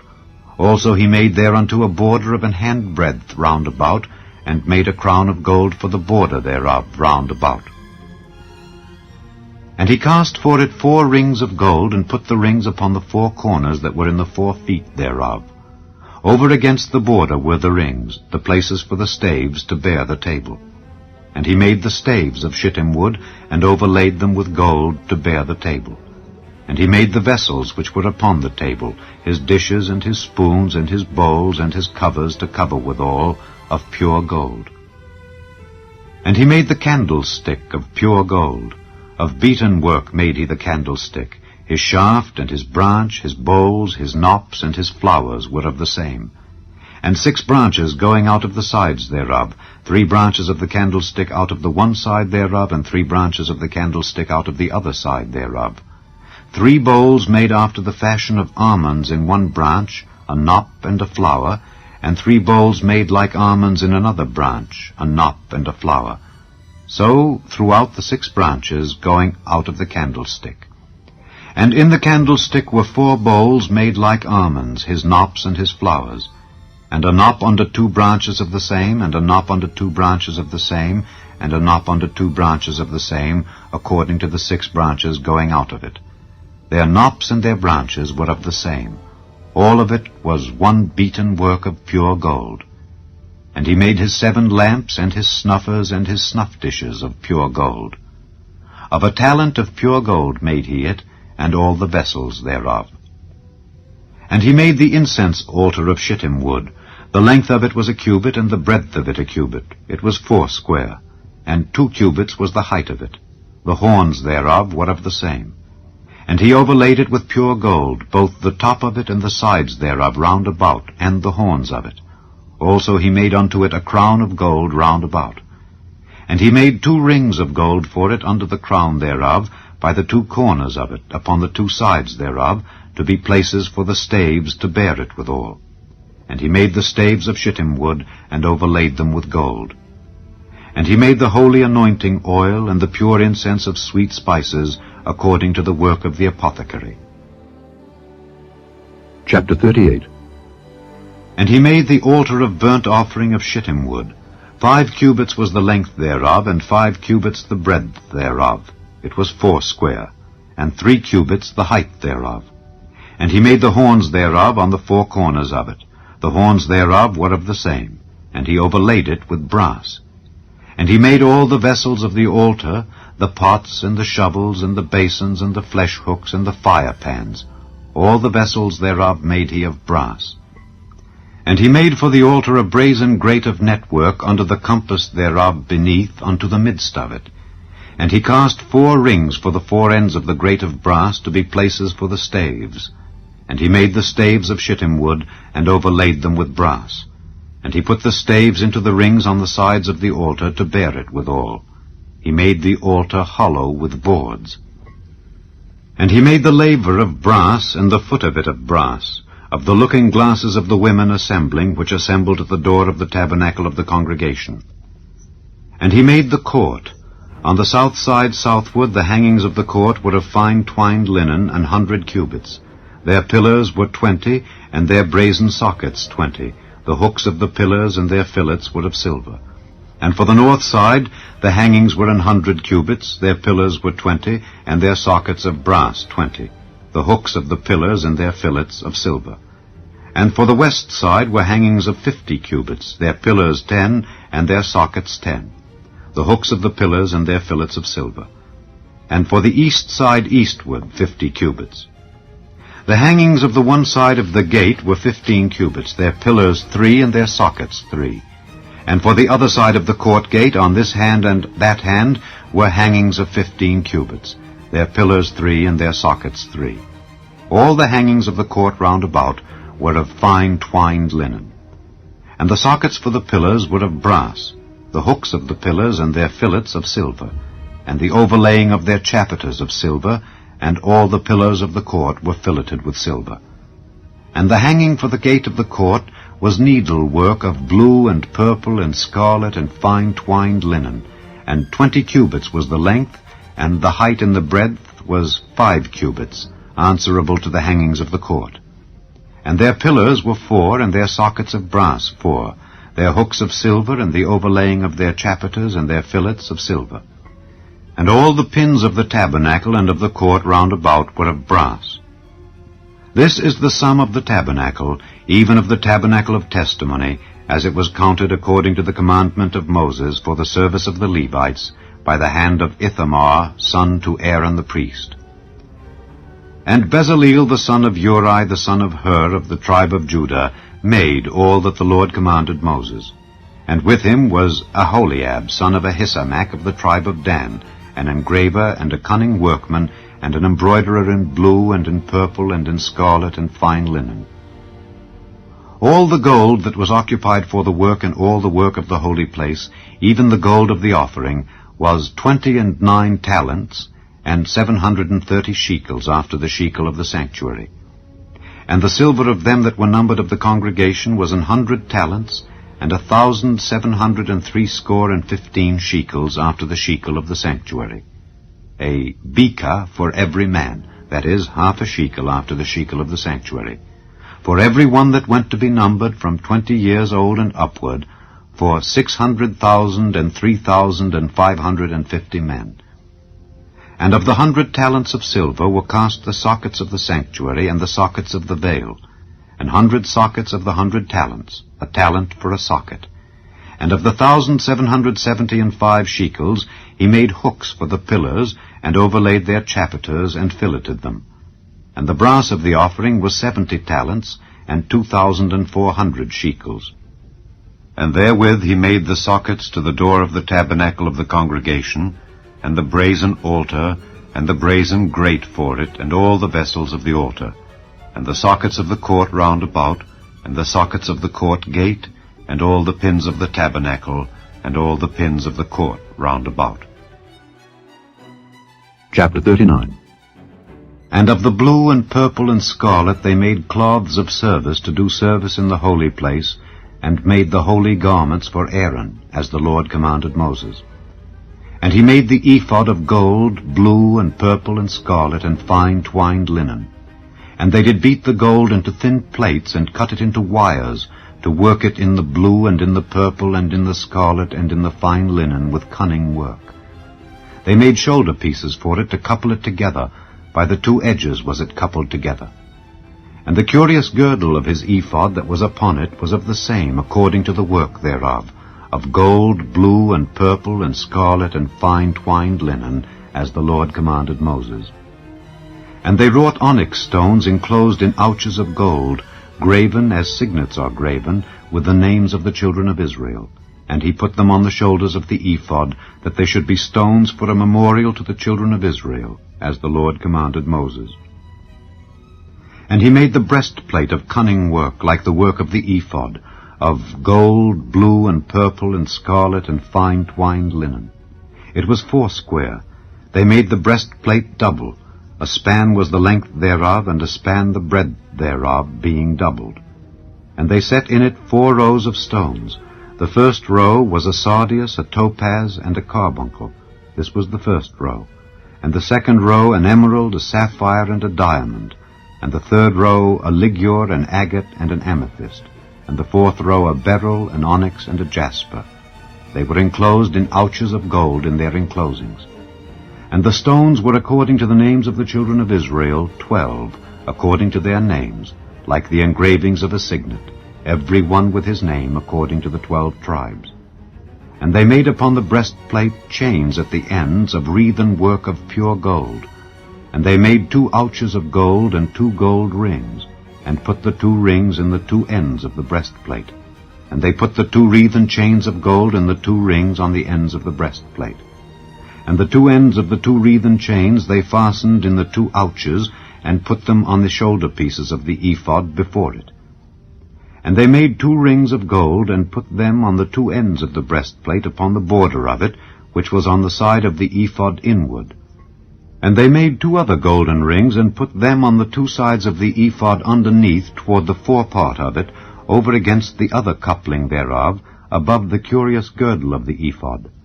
And they did bind the breastplate by his rings unto the rings of the ephod with a lace of blue, that it might be above the curious girdle of the ephod, and that the breastplate might not be loosed from the ephod, as the Lord commanded Moses. And he made the robe of the ephod of woven work, all of blue. And there was an hole in the midst of the robe, as the hole of an habergeon, with a band round about the hole, that it should not rend. And they made upon the hems of the robe pomegranates of blue and purple and scarlet and twined linen. And they made bells of pure gold, and put the bells between the pomegranates upon the hem of the robe, round about between the pomegranates, a bell and a pomegranate, a bell and a pomegranate, round about the hem of the robe to minister in, as the Lord commanded Moses. And they made coats of fine linen of woven work for Aaron and for his sons, and a mitre of fine linen, and goodly bonnets of fine linen, and linen breeches of fine twined linen, and a girdle of fine twined linen, and blue and purple and scarlet of needlework, as the Lord commanded Moses. And they made the plate of the holy crown of pure gold, and wrote upon it a writing like to the engravings of a signet, Holiness to the Lord. and they tied unto it a lace of blue, to fasten it on high upon the mitre, as the Lord commanded Moses. Thus was all the work of the tabernacle of the tent of the congregation finished. And the children of Israel did according to all that the Lord commanded Moses. So did they. And they brought the tabernacle unto Moses, the tent and all his furniture, his taches, his boards, his bars, and his pillars, and his sockets, and the covering of ram skins dyed red, and the covering of badgers' skins, and the veil of the covering, the ark of the testimony, and the staves thereof, and the mercy seat, the table, and all the vessels thereof, and the showbread, the pure candlestick with the lamps thereof, even with the lamps to be set in order, and all the vessels thereof, and the oil for light, and the golden altar, and the anointing oil, and the sweet incense, and the hanging for the tabernacle door, the brazen altar, and his grate of brass, his staves, and all his vessels, the laver, and his foot, the hangings of the court, his pillars, and his sockets, and the hanging for the court gate, his cords, and his pins, and all the vessels of the service of the tabernacle for the tent of the congregation, the cloths of service to do service in the holy place, and the holy garments for Aaron the priest and his sons' garments, to minister in the priest's office. According to all that the Lord commanded Moses, so the children of Israel made all the work. And Moses did look upon all the work, and behold, they had done it as the Lord had commanded, even so had they done it. And Moses blessed them. Chapter 40. And the Lord spake unto Moses, saying, On the 1st day of the 1st month shalt thou set up the tabernacle of the tent of the congregation. And thou shalt put therein the ark of the testimony, and cover the ark with the veil. And thou shalt bring in the table, and set in order the things that are to be set in order upon it. And thou shalt bring in the candlestick, and light the lamps thereof. And thou shalt set the altar of gold for the incense before the ark of the testimony, and put the hanging of the door to the tabernacle. And thou shalt set the altar of the burnt offering before the door of the tabernacle of the tent of the congregation. And thou shalt set the laver between the tent of the congregation and the altar, and shalt put water therein. And thou shalt set up the court round about, and hang up the hanging at the court gate. And thou shalt take the anointing oil, and anoint the tabernacle, and all that is therein, and shalt hallow it, and all the vessels thereof, and it shall be holy. And thou shalt anoint the altar of the burnt offering, and all his vessels, and sanctify the altar, and it shall be an altar most holy. And thou shalt anoint the laver and his foot, and sanctify it. And thou shalt bring Aaron and his sons unto the door of the tabernacle of the congregation, and wash them with water. And thou shalt put upon Aaron the holy garments, and anoint him, and sanctify him, that he may minister unto me in the priest's office. And thou shalt bring his sons, and clothe them with coats. And thou shalt anoint them as thou didst anoint their father, that they may minister unto me in the priest's office. For their anointing shall surely be an everlasting priesthood throughout their generations. Thus did Moses. According to all that the Lord commanded him, so did he. And it came to pass in the 1st month, in the 2nd year, on the 1st day of the month, that the tabernacle was reared up. And Moses reared up the tabernacle, and fastened his sockets, and set up the boards thereof, and put in the bars thereof, and reared up his pillars. And he spread abroad the tent over the tabernacle, and put the covering of the tent above upon it, as the Lord commanded Moses.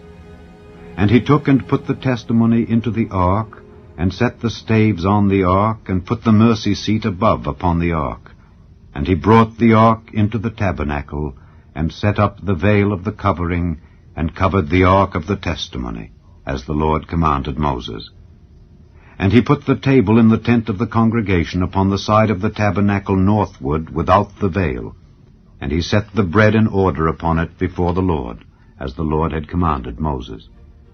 And he put the candlestick in the tent of the congregation over against the table on the side of the tabernacle southward, and he lighted the lamps before the Lord, as the Lord commanded Moses. And he put the golden altar in the tent of the congregation before the veil, and he burnt sweet incense thereon, as the Lord commanded Moses. And he set up the hanging at the door of the tabernacle. And he put the altar of burnt offering by the door of the tabernacle of the tent of the congregation, and offered upon it the burnt offering and the meat offering, as the Lord commanded Moses. And he set the laver between the tent of the congregation and the altar, and put water there to wash withal. And Moses and Aaron and his sons washed their hands and their feet thereat, when they went into the tent of the congregation, and when they came near unto the altar, they washed, as the Lord commanded Moses. And he reared up the court round about the tabernacle and the altar, and set up the hanging of the court gate. So Moses finished the work. Then a cloud covered the tent of the congregation, and the glory of the Lord filled the tabernacle. And Moses was not able to enter into the tent of the congregation, because the cloud abode thereon, and the glory of the Lord filled the tabernacle. And when the cloud was taken up from over the tabernacle, the children of Israel went onward in all their journeys. But if the cloud were not taken up, then they journeyed not till the day that it was taken up. For the cloud of the Lord was upon the tabernacle by day, and fire was on it by night, in the sight of all the house of Israel, throughout all their journeys.